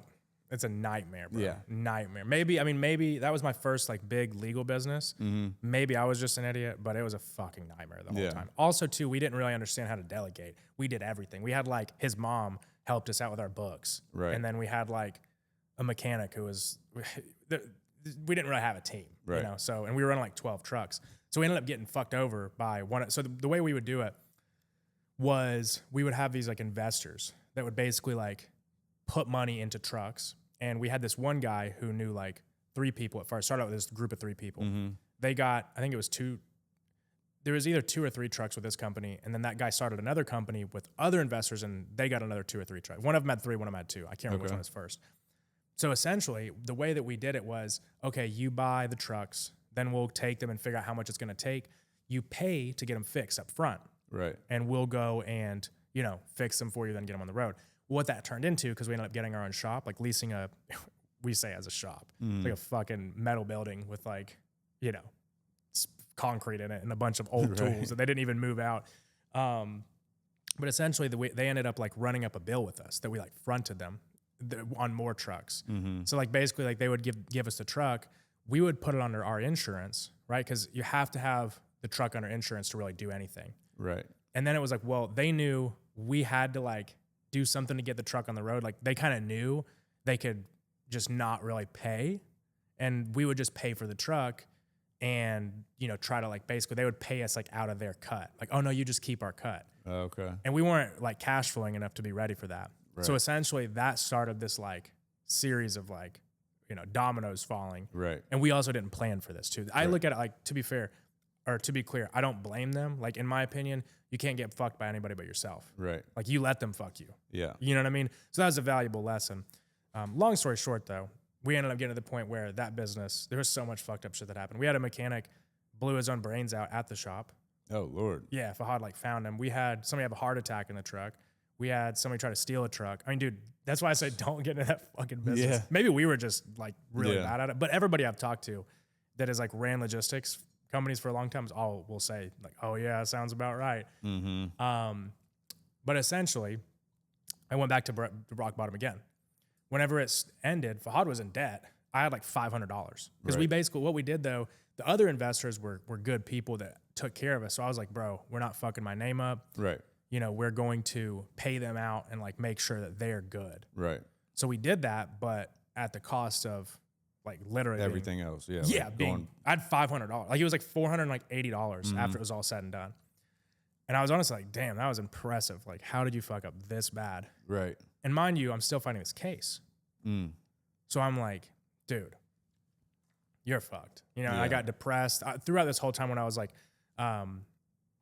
with doing Holix, that was the name of the company, the trucking company. You know, I would say depressed, not like I was like, oh, woe is me, but I was just like drinking a lot, getting fucked up like every day. Right. I got fat as fuck. I was eating like, dude, I was literally like every day I would just DoorDash like Sonic. I was like a piece of shit, bro. I was just like a complete lard. You know, I feel like we've all been there, bro. Yeah. And I look back at pictures of myself and I was like, why didn't somebody fucking tell me? Fahad told me. Everyone acted like I was a good looking guy. And I'm like, there was a point where I weighed 260. That's what I weighed, was 260. Really? I was literally exactly 260. But you're 6 foot. Right. Yeah. 6'1". Yeah. I feel like you got to be 6'3" or 4 because I call myself 6 foot. I always say 6'1". I kind of just guess. Say 6'3" because then I'm. Yeah. No, but I remember it was funny. Like I said to my girl, I was like, damn, I'm getting fat. She was like, baby, no, you're fine. Like, oh, my girl would always be like, you're fine. No, I don't like skinny guys. You're literally, yeah. I'm like, no, bitch. Now I know. Yeah. She was keeping me fucking locked to her because she knew no other bitches was fucking looking at my fat ass. Literally, bro. She's like, come here, let me make you another plate. Like, I got you. Like my pictures are so bad, like it's embarrassing for me to show you what I used to look like, you know? Yeah. I'm like, there's no way that used to be me. But to be fair, hers are really fucking bad too. Yeah. That's awesome that you guys came up though. And like, yeah. Well, we've been together since we were 15 years old. Oh shit. Bro. Damn, that's crazy. That's awesome though. You've been together, became a person together. We've been together 2 years longer than you've been alive. That's wild. Wait, so how old are you? 47. Damn, that's crazy. I think I turned 47 this year. That's crazy. Yeah. I would have thought like late 30s, like maybe early 40s. I'll take it, brother. Yeah. No, yeah. I feel that's how I feel. Yeah, man. Yeah, I mean, I think that's also too like you got shit going on. Yeah. You know, like I think if you're 47 and didn't have a bunch of shit going on, probably a lot different. Yeah. There's actually a really interesting concept of this. I read this book. It's a great book called the 10X is Easier Than 2X. It's by Dan Sullivan. You may have heard of the book Who Not How. Maybe. He's like he was like the Alex Hormozy before content. Okay. He was like a big business coach. Dan Sullivan was. Essentially, this book talks about like really it's basically about like just like the Pareto principle, like focusing on the 20% that is the big needle mover and delegating the rest. That's like in a nutshell. But it has this concept, and it was like from like Greece. There was like basically like the word like chrono or time, like in a chronograph, like comes from a word chronos. Okay. And that was basically like time that goes by when you're not in a good state of mind. And they had this philosophy back then, this was like very wide believed in, that you actually aged a lot faster. That was when you aged. So like you weren't aging, but they had something called kairos, which is if you're in like flow state, meaning like you're ambitious, you're building a business, you're in you just know, you know what I'm saying? Like you're moving so fast towards the goal that you don't have time to fucking age. You don't have time to be depressed. Like, you don't have time for nothing. It's just focus on the goal. Yeah. And it also catches up with the way you're thinking too, because it's like, if I tried to quantify the past 10 years, it feels like 2 days. It feels like 2 months. You know, it's like there's no way 10 years has went by. You know, that's how they explain it. That was one of the things it said. Really? It's literally exactly how I explained it. It said it makes time feel like it's going by faster in retrospect, but in the moment it feels like it's going by slower. Right. That's the way that. But it said the whole philosophy on it was that you don't age while you're in that time. Damn. It's pretty interesting concept. Yeah. So like I started reading about because it talked about it very briefly. I'm a nerd, bro. Like I read I literally read like a book every single week. I read for like 2 hours a day. That's another thing, bro. I want to start reading. It's addictive. I used to be like one of those people that was like, I don't like reading. I don't think anyone likes it at first. But it also depends what you read. And another thing is not tying yourself down to one book. So like a lot of people, I feel like what happened with me is I'd want to read a book and I'd be like, damn, I got so much more. Like I don't have time for this shit. Right. Now I have so many books. I just ordered 15 books literally at one time. I had my assistant. I was like, just buy all these books. Damn. And then I'll just pick up like, oh, like I feel like reading this and I'll just put a marker in it. But you end up, what happens is it's kind of like anything where it's like, for example, if you say, I've got to do this bit of work. If you think about the whole job, it seems more daunting than just like, I'm just going to go to the first part of it. Right. Once you do the first part, you're like, all right, let's just get it done. Cool, let's get it. Yeah, it's the same thing. You know. So what do you have a time in the day that you read? Is it at nights, in the mornings? Most of the time in the mornings, but there are some days where it's just like, okay, I got shit to fucking do. Some days I don't read. I'm not going to say I can read every day. Right. But most of the time I read in the mornings and then at night too. I can't, now I've got to a point now where I don't sleep as good. I don't know about you, but I'm always fucking thinking. It's funny because I was talking to Anna, my fiance, and I was like, how the fuck she goes to sleep? Like, she's like a cat or something. Like, I'm talking like, bro, instantly. Yeah. I'm laying there, I'm like, all right, you're about to do this big play. This is the next mission. Yeah, I can't fucking sleep, bro. Like, I ask my wife all the time because, like, the only thing when people hear this, they think like he's just saying that for added, clout or whatever. Yeah. But when I say the only thing I think about is work or business or a new idea or, not money, it's the ideas. Game. It's the love of the game. Literally the only thing I think about. So much so that I have to be reminded to eat. I have to fucking, And for the longest time I thought, man, like, how is she just fucking sitting there or just doing this? Or so like over the years I've asked her, like we'll be writing and I won't say anything. I'll be deep in thought and then I'll look over at her and she's also writing, apparently deep in thought, and I'll be like, hey babe, what are you thinking about? And she'll be like, nothing. And I'll be like, to me, it's gotta be something. Yeah, it's gotta be something. And she'll be like, no, literally, I was just dazing off, daydreaming, wasn't thinking about anything. And then, it's like, there's always this thing of like, it's never gonna, it's never not gonna be a thing where women at a point, it's like, okay, babe, like you've been working all day, like, can you spend some time with me? And that's just always a thing. Yeah. And what I would love to be able to do is trade, brains and thoughts for just a day. But I would also be fascinated to see how she think, women think. Right. Yeah. But I think it would drive both of us crazy, Oh yeah. That polarity has to be crazy different. That's why, you know what I mean? Like, I think that's also too why, like, I think there's a lot of women out there that are kind of like, they don't realize it, but they're masculine. Yeah. Like they're feminine looking and shit, but they have like masculine, and that's like the kind that like most guys are like, oh, like there's no good girls anymore. Yeah. It's like, well, it's that this generation is just typically more masculine. Yeah. So like whenever you find like that polarity, it's like, yeah, like, and I'm sure it's the same way. It's like, I don't even begin to understand like how, but it's like, it works. You know what I mean? It like that. It just, I don't know. For sure. Like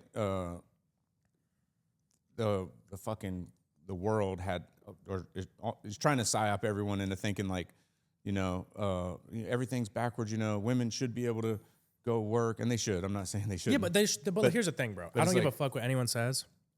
Naturally, they don't want to. That's right. They don't, and there's nothing wrong with that. And the world has them tricked into thinking they need to be independent, and it's like, no, that's not how God intended it. Right. We are the providers. You guys are supposed to raise the children. That's why we got so many fucked up kids. But man. that's what makes a woman happiest, though. Yeah. Like when they actually like, it's like, for example, like you got to own who you are. Like if you don't own who you are, whether that's like one of us, like, you know, maybe imagine like us going to get a job, like a normal job. Right. You'd be miserable, right? Yeah. You could psyop yourself and be like, oh, this is the right way. And people do Or that. switching and trying to stay home with the kids. Yeah, hell no. Yeah, you know what I mean? Like that literally just, fucking. it doesn't make I sense. would have a meltdown, bro. Yeah. Like when as long as there's a woman in the room or in the house, like I love my grandkids, you know. And I've had a couple of. I mean, I've had a few nights alone with them because like Karen will be out of town, and I can't be alone. Like I just have this. I cannot be alone, so I'll get one of my grandkids to spend the night with me. And so there's been a few of those nights, but like outside of that, like, you know, just can't do it. Like, yeah, I can deal with crying for like 10 seconds and then I just get anxious and women are just like, well, it's not natural. I mean, like, you know, like it's just not, you're not wired for it. Women will be like, what's wrong? And they're just sitting there acting all calm. I'm like, oh my God, how do you fucking. Oh, dude, if it's not my kid, like, okay, so for example, like my kid, like I'm fine. Like, and now she's older than like, she's, you know, way past the age of like, she's 8, you know what I mean? So it's like, she's super smart too. She's definitely like me. She's got like that brain, you know what I mean? But how old is she, you said? She's 8. Oh, okay. Yeah. So, and she's about to turn 9, which is crazy. Sit there and like, every time I say that, it's like, damn, like, holy shit, you know? And it's crazy how fast. Bro, wait till she's 25 or 26. Dude, I'm like, fuck, bro. I can't like I said, I can't account for those years. Like, yeah. There's like, you know, just to slow down and think about it, to be like, my daughter is married with her own kid. My son is married with 2 kids. Yeah. It doesn't make sense to me, bro. It's wild. I don't know where, you know, everybody's like, yeah, time flies. But I truly am saying I do not know where that fucking 10 or 15 years went. Like, yeah. Almost feels like I teleported to where I'm to here, you know? Yeah. And I think it's just when you're in that flow state the whole time. It's kind of like if you don't like force yourself to kind of zoom out, it just keeps going. You know, like time just goes. Like, I mean, bro, if it comes down to where, because it is kind of like, you know, it's I guess a double-edged sword, because when you're building, you do sacrifice and you do, even if you're there watching the game, you're still you're not there. Yeah. So, but if it all ended today, it was all worth it because I broke the fucking generational curse. My kids, their kids will never know what it's like growing up with the fucking negative connotation of being a sailor, you know, like my last name used to be so bad. And now that, you know, they won't have that, it's like, fuck it. It was worth it, you know? Yeah, absolutely, bro. Change the trajectory of fucking life for who knows how many generations, you know? Meaning is so much more important than just situational gratification. Like a lot of people frame it like there's this kind of doom and gloom of like, oh, the workaholic that like lost their life and like they look back. I'm like, bro, that shit is made up for movies. Like at the end of the day, like just like you were saying, like a woman, their purpose is like they want to like build a family, like build a home. Yeah. You know, a man, like you don't ever really truly experience the full meaning of life until you have done that, right? Yeah. And it's not that you have to get rich as fuck. That's right. As long as you're successful for your family, right, for your situation, you know? That's where you get that's where every man would like go home on his shield for. You know what I mean? Like that's another thing. They have everyone tricked into believing that you have to become this mega millionaire, and they have, you know, women and children believing that shit too. Because you go up to any woman on the streets today and be like, "What does a man need to do to be able to date you? He's got to be a millionaire." Right? It's like, come on, bro. You know, like there's a reason why they say 1%. Only 1% of the fucking world is a millionaire. So who you fucking dating? You know? Like you're a 5. Yeah. That's the funniest thing too. When it's like, okay, like we're gonna have to reevaluate some standards for you. Yeah. All men suck too. They'll be like 30 with but it is crazy how much like the America specifically has been like psyoped, you know? Because a lot of other places too are not as bad like that. Like with this whole belief system of like, you know, women should be in the workforce. It's bad to be dependent on a man. You know, oh, but it's sexist for a man to think that way. It's like obviously though, because like propaganda there's a book, another good book called Propaganda by Edward Bernays, the guy who invented breakfast. So like he literally invented the because breakfast is just not a real thing. That's right. Yeah. Like it was to sell more sausage. Yeah, I think. Do you? I just heard something about this on a Candace Owens episode. Probably, yeah. She was saying breakfast is fucking propaganda. Like, it wasn't a thing. This guy created. Oh, he literally made a lot of other shit up too. Yeah, like he was a master marketer in like the 30s, 40s, 50s. I think it was maybe the 40s, but anyways, like whenever you realize that, it's like, okay, well, if something that's that widespread, that wide accepted was made up, Right. you mean to tell me that like most, like everything's intentional. Everything that is like you're programmed to think is 100% intentional. And then you have to ask yourself incentives, right? Like who are all the players involved? What are all the players' incentives? Right. How do they all react to the show? It's like the way that things are incentivized is for you not. If everybody was extremely powerful or everybody was extremely wealthy, the world would break. Oh yeah. Yeah. It wouldn't work, you know? So like everything you have to look at, in my opinion, if it's something that's like being like now it's like Netflix. I can't even let my kid watch Netflix. Oh, I know. I literally, bro, it's just insane. the other day, I got home the other day and Netflix Kids was pulled up and the search thing was up and there was whatever they were typing started with L. And the very first thing was LGBT. No way. Yo, that's fucking crazy. On the kids. Yeah, that's crazy. Thing. I'm like, never again, man. Like, yeah, it's intentional. Oh, dude, for sure. Fucking 5 or 6 year old don't know what that means. They click it, and now they're watching 2 boy cartoons, kissing and shit, bro. And it's like every fucking cartoon. It's like made by Netflix, like a Netflix original. Man. It sounds so fucking crazy to think that it's a conspiracy, but it truly fucking is. Bro, everybody knows it. People just don't want to admit they believe it. And now I think more people know than ever the culture that's doing this. Bro, we've got like yeah, for sure. The culture doing this lives. It's obvious. Yeah, it's obvious because it's like, you know, Kanye like tried to tell us, bro. Yeah, like like a lot of the stuff you're seeing too now is like proving it in like a way where it's not necessarily like all this conspiracy. Like there's literally undeniable. Yeah, you know what I'm saying? Like, all right, guys, here's where it says that he was working with Israel, and yeah, it's crazy, bro. It's crazy. It's insane, and they're not even trying. They're not doing any damage control. They're just letting it, because it's like we've seen so much shit in the past 5 or 6 years, bro. It's like aliens, fucking guys cutting their dick. You know, it's like we're not even shocked anymore. It's like it's beyond the point of like shock. Like we're numb to all that stuff. I mean, it's like I think a lot of it too is just social media. Like the way that social media has changed the way that information goes around. Now everybody is a little bit more aware of shit. Yeah, and it's just social proof. Like speaking of books, this would be a great book to read. Influence by Robert Cialdini. It's just basically like this psychologist. I think he was a teacher at Harvard, I want to say. But he wrote a couple books on just like, I mean, they call it influence, but it's basically like just persuasion, but like on a very deep level. Like, and one of the things was social proof, right? Like social proof is obviously like testimonials. You know, we all know what that is. But like it goes way deeper and it explains like you could literally be brainwashed into anything if enough people around you think it. It goes into like why it's important. Like, you know, culture is like where you live, your friend group, right? The amount of people, whatever your algorithm is on social media, like you will, if you're not careful, if you're not aware, you will believe that. Yeah, you'll end up programming yourself no matter what it is to think a thing. Yeah, no matter what whatever, it is. you know? And they've tested this. Like the CIA has like brainwashed people into like thinking that they were like a glass of fucking orange juice. Like it's like ridiculous shit, but it's just like the way the brain works. You know, like what's fascinating to me is like now, you know, there's undeniable things that like the government, the CIA have done to us. And it's like people think that they're not still doing it. Right. It's like, no, they did the paperclip thing, but that was back in the 70s. Whatever. I'm not saying that's when it was, but you know, like like MK Ultra. It's like they just injected people with acid. Yeah.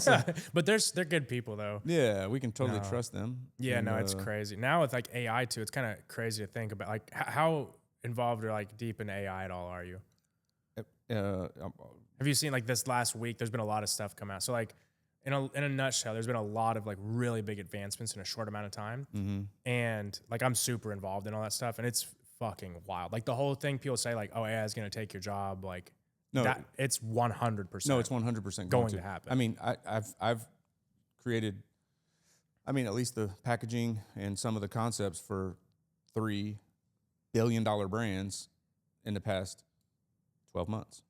You know, like if you're fucking in touch with it and using it for the right reasons, it can make you it can change your life. Oh yeah. It can give you not only the workout plan, the diet, you can upload your blood test now and tell me, hey, look at this, tell me exactly what's wrong and what do I need to do to fix it, but I want to do it naturally. I want a Gary Brecka inspired fucking diet and workout thing.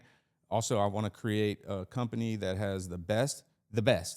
I want you to look at every brand of deodorant on planet Earth. Look at their ingredients. Aluminum. Now give me a recipe or an ingredients list for the best all-natural deodorant on Earth. And it'll look at every fucking deodorant's ingredients, and it'll make you a fucking recipe. And sure, you got to tweak it and play around with the things, but like literally you have the ability, you have the fucking world at your, and yes, it is going to take everyone's jobs. Oh, dude, it's only people that'll be left is people that are able to fucking work the system, you know? Visionaries. Yes, I think that because visionaries. like where it is now is like the most important skills that anyone can have is reflection and articulation. Yeah. Because so many people have really good ideas and they just can't get clarity on what it actually is. Like they know, Yeah. right? But like, because our brains don't operate in words. Right. Like we just kind of know. You ever think about that? Like it's like Yeah. you have to put it into words to communicate it. And a lot of people don't have that skill. Right. The people who do, at this point, like that's the moat. Like Yeah. having that vision, having that like ideation and being able to reflect on like what the big picture is. Right. Because now it's like for example, we have like a bunch of different, obviously you have a big tech stack of probably all your different, like your CRM. Mm-hmm. You can literally go and now like with a medium level knowledge, recreate these crazy softwares people are paying tons of money. Like, bro, for HubSpot, I'm paying like $80,000 a year because we have like 50 salespeople. Right. What is HubSpot? The CRM. Okay. CRM, email, Gotcha. automation, ton of stuff. Okay. If you really wanted to, you could rebuild everything you need in HubSpot probably in like 3 weeks, maybe. Right. And think about that. Like that's just like one thing. And then you can build, but then you can also make it custom. I know. You can literally be like, oh, I want to actually add in this thing that they didn't have. And it would, I mean, it's fucking insane. So like, I think that there's this article, this research firm called Citrine. It's like Citrini. I've read it so many times. I don't even know how to say it. Never seen it spoken. They're a very respected research firm. And they wrote this paper the other day. And it was just kind of like a narrative of what life looks at in 2028. Mind you, this is like a very respected research firm that like, Right. you know, billion-dollar hedge funds listen to. Right. And it was like, it's the year's 2028. The S&P is down 40%. The majority of white-collar America has been displaced the worst. Because like their theory is that it's not going to be like, everybody thinks, oh, it's going to take like the people that work at Walmart's job or whatever. Mm-hmm. And that's going to like change the world. And it's going to just like move the economy forward. Like what it's actually saying is it's like, no, it's actually going to take a lot of high-paid people, like accountants, investment bankers. I know, bro. I just started like, I've thought about I mean, how about this? Just in the past 6 months, I've saved myself $200-300 grand. Shit that I would normally have to text my attorney about, get them to help me do a contract. It's like, what I realized is it doesn't need to say such and such law firm at the bottom to show this person that it's a real contract. You know what I mean? If we get it notarized and you send it to your lawyer, AKA ChatGPT. Yeah. Fucking, you know, if you're smart. Yeah, dude, I had a friend that literally, long story short, this dude was about to go through a divorce. Mm-hmm. And he was just like not wanting to do it and he needed to do it. And I was like, bro, because his excuse was like, he basically, long story short, he was supposed to go through a divorce. I won't get into details. Like this dude needed to get a fucking divorce. And I was being a good friend. I was like, dog, you're tripping if you go back. Like you got to get this, you need to fix your shit. And like, he was like, well, I can't afford a lawyer. And I was like, if I give you a contract. Well, I was like, if I get it for you, yeah. will you do it? He's like, yeah. Bro, I didn't tell him, but I do the same shit. Yeah, bro. I made it on ChatGPT and took him to the courthouse and they were like, bro, some of the people I do business with would totally fucking shoot it down if I told them it was from chat. Yeah. So I literally will send it to them and I'll say, hey, my attorney just wrote this up. Yeah. The attorney. All the LOIs I do now, chat. The contracts I'll do a chat and I'll get my attorney to. But then it's like, even then, if it's kind of still a waste, like, you know, will you look at this and make sure there's no mistakes? Actually, we need to fix it. And you know what they're going to do? They're going to run it through chat. Yeah. And, you know. Legal, and like, I think legal is going to be toast. Finance, investment banking, any research, medical, like softwares. I mean, dude, so much shit. So much stuff is going to be displaced. Bro, so like, I'll give you an example that I think is probably solvable today with AI. I just haven't done the research to see. But I own an investment property in Kingsport. It's a warehouse I bought. And I'm literally having to fucking. I've wasted so much time with these architects to do these drawings for me.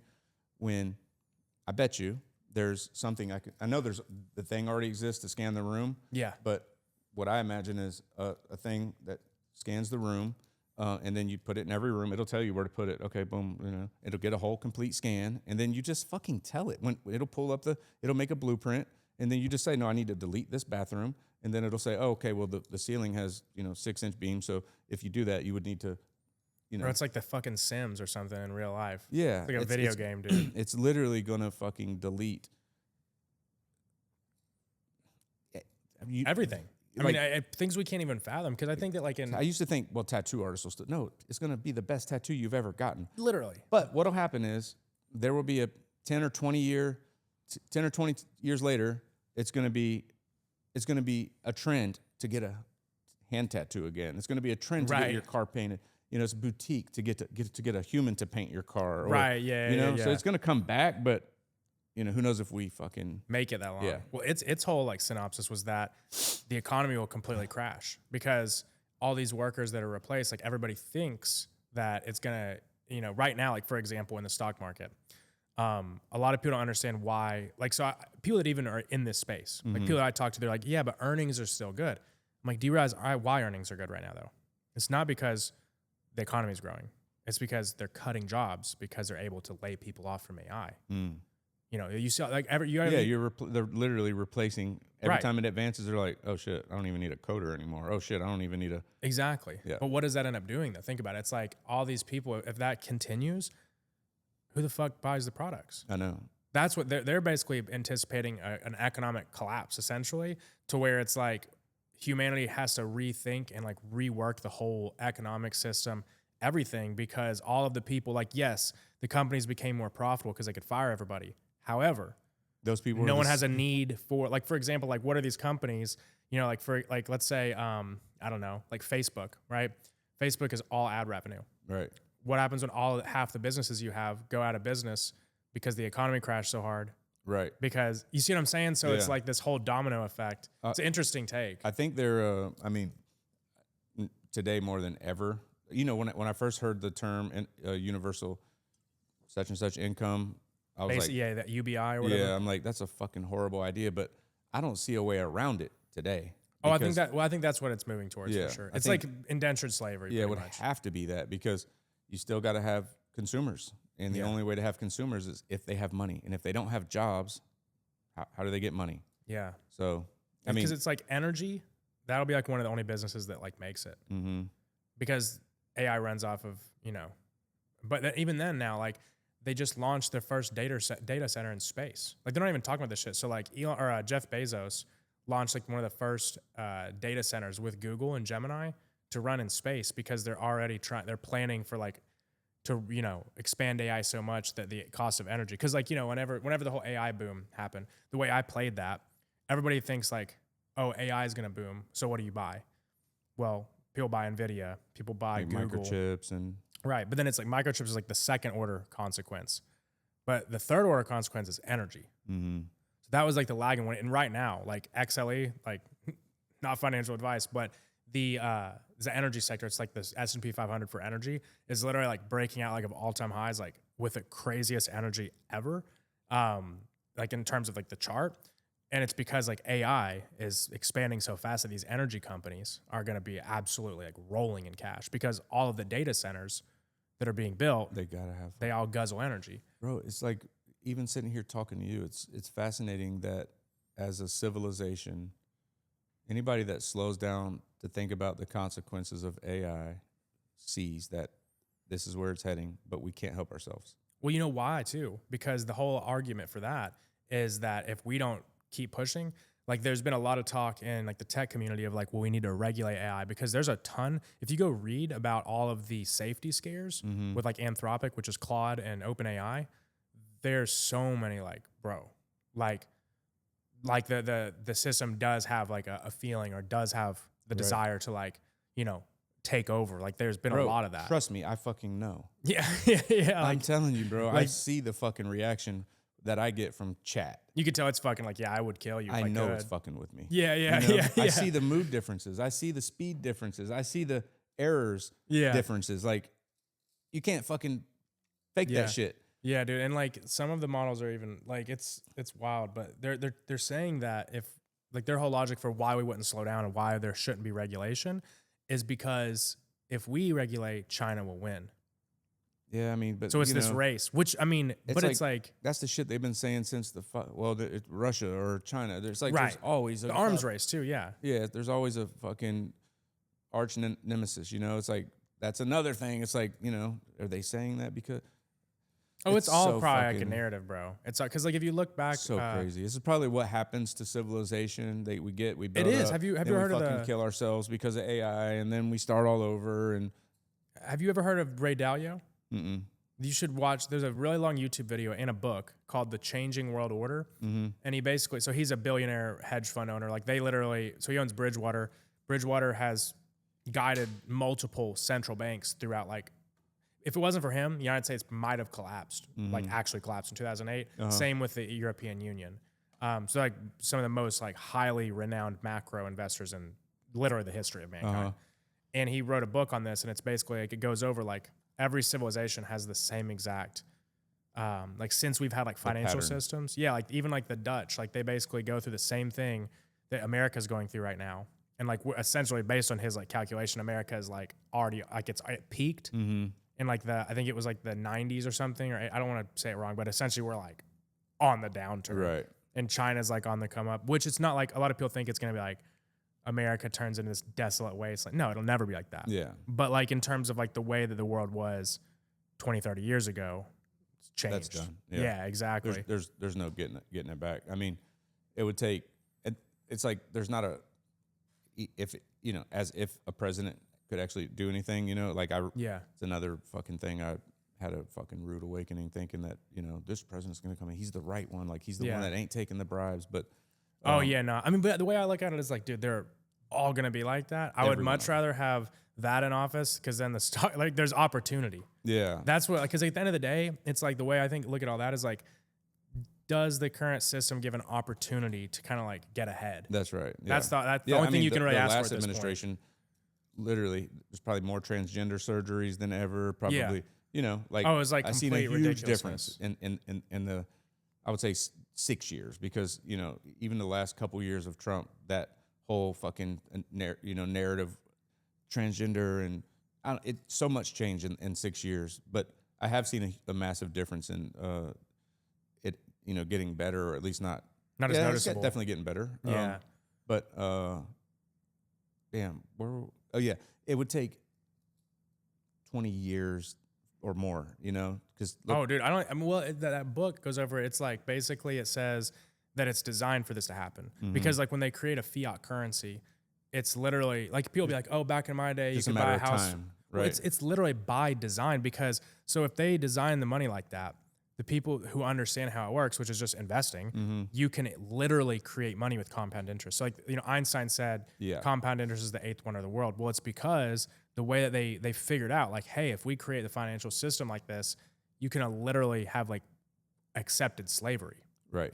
Because the people who understand it are able to multiply and their family office becomes stronger and stronger. Right. But it's designed to where there's these huge blow off tops, and that's where the majority of wealth is. So like World War II was the last blow off top, right? So the United Kingdom, which was just England back then, was the last like world empire.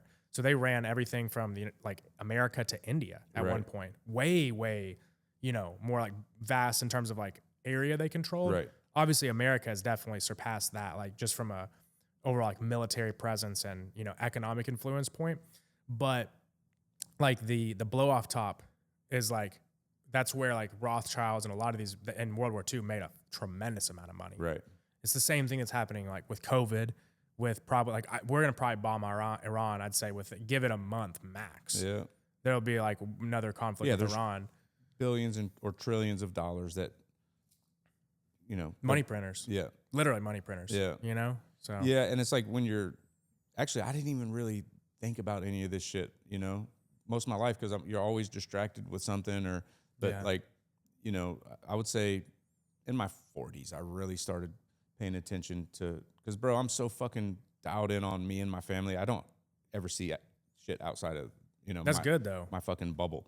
But yeah, I started realizing like every war is a scam. Every fucking, everything's a scam to get money. You know, it's like everything, literally everything, every fucking every business or concept of, you know, like doctors' offices or, you know, because like you think like pharmaceutical companies only want to do good.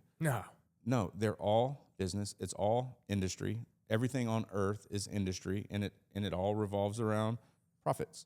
And that, with that one thing being involved in anything, everything can be corrupt. Yeah, it's incentives. Because of that. It's incentives, man. Like the incentive is very rarely at the broad level a good one for like the big players in the game.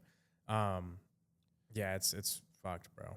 It's wild. But I also look at it like it's a double-edged sword, because I would also say like this is the best time to be alive. Yeah, definitely. Yeah. You know what I'm saying? So it's like, you know, like it gets in the doomer like part, but then I'm like, hey, look, I'm here for the ride. Like, you know, hopefully I mean, I also think humans will figure shit out. Oh, for sure. Like, I don't think we're going anywhere. Like, people are like, yeah, we're going to be like, our AI overlords are going to control us. Yeah. And I'm like, I don't think that. I think we'll probably, but you never know. Yeah. You know? I mean, just got to run it up and make sure you're straight. Because I think that what'll actually happen, more realistic take, is the people that are rich and understand how to get richer will get like tremendously richer. Right. But then it'll be really bad for the people who aren't. Yeah. You know, like there will be no like get a normal job and just start a family, and that won't be a thing. Yeah. I mean, I think not the same way, at least. I think you know, there will always be, you know, self-owned restaurants and you know, human-owned and operated businesses, because people want that, you know. But yeah, people are still fascinated. Like right now, if a McDonald's opened up down the road and they said there are 0 employees here, everybody would rush out to go. Oh yeah, because it's new and trendy. Yeah, it's true. Like, oh shit, they got a fucking robot serving me. Yeah, they have those, but they're just not here yet. You know, right? I think China has them already. Oh, dude, no, yeah, China's crazy. Like, so there's this company called XPeng. It's like a Tesla of China, and dude, they have insane technology. Like, they have like robots that can pretty much. I mean, they're still like in early stages, but can. People can control them like with AI, like prompt a robot. They have cars that can literally drive on a wall. So like, for example, like let's say you're at a crash and there's a median wall. There are cars that can have suction on the tires that can drive up the wall. Wow. And go around it. Now they're not like mass producing, right. like but they have the technology. Right. That is interesting. You can go watch like the XPeng, like, you know, Tesla does their kind of like their show or whatever. They didn't even go to the show that XPeng was at, because they were like, we're going to look like shit. Who didn't go? Tesla. Oh, really? Yeah, they didn't even go. And it was like the biggest like electric car thing in the world in China. And it was like, it's crazy, bro. That's the thing about Elon, bro. It's like he's had the ability to make and he's made improvements, but slight improvements. You're not free when you're that rich. When you're that rich, there is some, like, everybody thinks like, oh, he's like completely, you know, like, I think he's for the people more than most. I do too, yeah. I think in his heart I would say the same about Trump. I think Trump's just a businessman at heart. I feel like he's just trying to get rich. He wants America to be respected. You know, he's got that ego. He wants that to be like that good old American boy. But he's still. But I think at the end of the day too, like, bro, like for example, Elon Musk, like he knows, and he probably knows literally verbally, like when you're the richest person in the world, have that much public eye on you, there's literally somebody with a gun at the back of your head. No, for sure. At every fucking moment. Yeah. You know what I'm saying? Here's how thought out they are, you know? Yeah. Whoever they is. You don't think they know that this fucking person is starting to gain traction and it looks like he's going to be worth $100 billion and $200 billion. Oh, yeah. They start getting dirt on you 20 years ago. Literally. With Peter Thiel. I mean, he was partners with fucking Peter Thiel. Like that dude's like the epitome of like a fucking industry plant, you know? Yeah. And what I think happens with like a Trump or something, you know, it's like they let him go out there and do his fucking song and dance and you know, I'm gonna end wars and I'm gonna this and I'm gonna that, and then damn, he got elected, so now they have the fucking talk. Yeah, and exactly. Like, hey brother, you remember a couple months ago when you got dinged in the ear by that bullet? Yeah. We have the same, you know, that was us. Yeah. You had a lucky day. You turned your head right in time because you weren't supposed to be here today. Yeah. No, because there's no way at the highest level. Like people even talk like they've pretty much proven at this point like the NFL's corrupt. Yeah. Like you think that fucking dude, like you think they're gonna risk that much money? Yeah. You think the world isn't corrupt? Like everything's corrupt, bro. Yeah. Everything's corrupt. Everything. Like I said. Literally. Yeah. Everything is corrupt. Yeah, man. It's just like, like I'll take I'm at the warehouse, right? Let's just say this comes up. I'm there. I'm fucking, everything is by the books and lab testing and all this and that. And then I don't know, let's say one of my let's say all of my stores are sold out of gummies, as an example. And let's say my protocol is like, we don't let product leave this warehouse unless it has a test, unless we've sent it off and we can confirm that this and this and this and this, right? Well, I mean, I've been doing this shit for years now. I know that everything's going to check out. So if somebody came and was like, hey, we have an emergency, the stores are out of gummies, and we're doing $100,000 a day in gummies. I have this barrel full of gummies sitting here, but they haven't been tested. Just send them off. Send them. This time, just send them, Now think about that on a higher level, like at a pharmaceutical company or exactly at the tobacco company. People think everybody has it all figured out and that it's all buttoned up. It's like, bro, no. The higher you get, it's even more chaotic. Yeah. Like a lot of people think like, oh, it's this orderly, perfect thing. And to a point it is, but there always are those edge cases like that. Yeah. It's like it's just human nature for shit like that to happen. Yeah. Like 100%. So tell me this is like fucking... It's a long one, huh? Damn right. We didn't even get into a quarter of what I wanted to talk about. But I am interested to hear what you think about crypto. Crypto. You said that you made some money on crypto. Yeah. What do you think? Where do you think Bitcoin's going? Or where do you see the top 3? I just fuck with Bitcoin, man. So like I mine Bitcoin for there's a tax play with Bitcoin, so you can actually depreciate miners. So like I buy miners every year, depending on how much my liability is going to be, and then you can Section 179 those miners. Okay. So I do those to mine Bitcoin. I do that. I also buy Bitcoin twice a month, but I don't really care about like the price as much. That's right. Yeah. Like Same with me. Yeah, I just dollar cost average. Care. It's like if I look today and it's 60,000, I'm like, okay. I mean, I'm down on my thing, but you're not going to sell it, so who cares? No, I'm not selling it anyway. Right. Until it hits $1 million. Yeah, I think it's going to stay there, and I want to spend it. Yeah. And I think that the best way to do it too is like, it's going to be like gold. It's kind of like a hard asset in a way. I think is the way I would look at it, but. Kind of going back to what we were saying earlier about inflation, like the US dollar will continuously lose value. It's literally definitive, coded into the way the world works. It will lose value. So that will go up. Right. Now, I also think kind of going back to the energy play. So energy, right? Like energy is going to be the most important currency in the world. That's 100%. Like whether it's oil, whether it's, natural gas, whether it's hydro, whatever it is, energy will be the number one currency in the world. And whoever controls that will be the most powerful. Because if AI is all going to run on energy, that's the gatekeeper. Yeah. What else is verified by energy? Yeah. Bitcoin. Yeah. Oh, yeah, Bitcoin. So think about that. So that's why they call it like proof of work. A lot of people say it's not worth anything. And that whenever you explain, well, the reason it's worth something is that it can prove based on computated power of moving through these hash blocks, which is energy. That's what proves that it's worth something. That's like the proof of work blockchain. Right. So if that's the case, and energy is the proof, and it goes up in value, how the fuck would the Bitcoin not go up in value? That's my logic on it. So I think that it's definitely going to. Now, I don't know how like numbers or anything like that. The way I look at it is I just put money into it. I don't really think about it. But whenever I do end up doing something with it, I probably still would never sell it. I would just collateralize it. Yeah. Yeah. Just take a loan on it or. Yeah.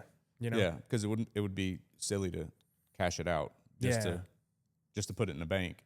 And to an asset that's like taxes. Yeah. Like I try to keep 6 months operating expenses for my businesses and then like a nice lump sum for like rainy day, like big bets. You know what I'm saying? Like I like having cash for like if the market were to crash. Right. But other than that, I try to have like I just redid my stock portfolio recently. So I did mainly it was like 50% Vanguard, like VU, like S&P. It's funny where I trade, a lot of people think I'm like let me see your portfolio. I'm like, dude, it's literally was basically gold, Vanguard, and then like some tips, which is basically like inflation protected. But it's simple. Mine is gold, Tesla. Yeah. And Bitcoin is the 3 big ones. And I have a couple small ones and shit, but it's just to play around. Like my buddy will say, "Oh, you should get some of this," and I'll be like, oh, "Okay, a couple grand or something." But I do have some of those too. Yeah, I have some of those like my scheduled buy that I buy every 2 weeks and just throw money into. See, that's the thing that you should get M1. M1 Finance. It's a fucking amazing app. So it's basically a bank, but it's meant for investing, and you can just set it up with your bank, and it literally will pull out whatever amount you want, either weekly, daily, or whatever. And if you don't do that, it just doesn't happen.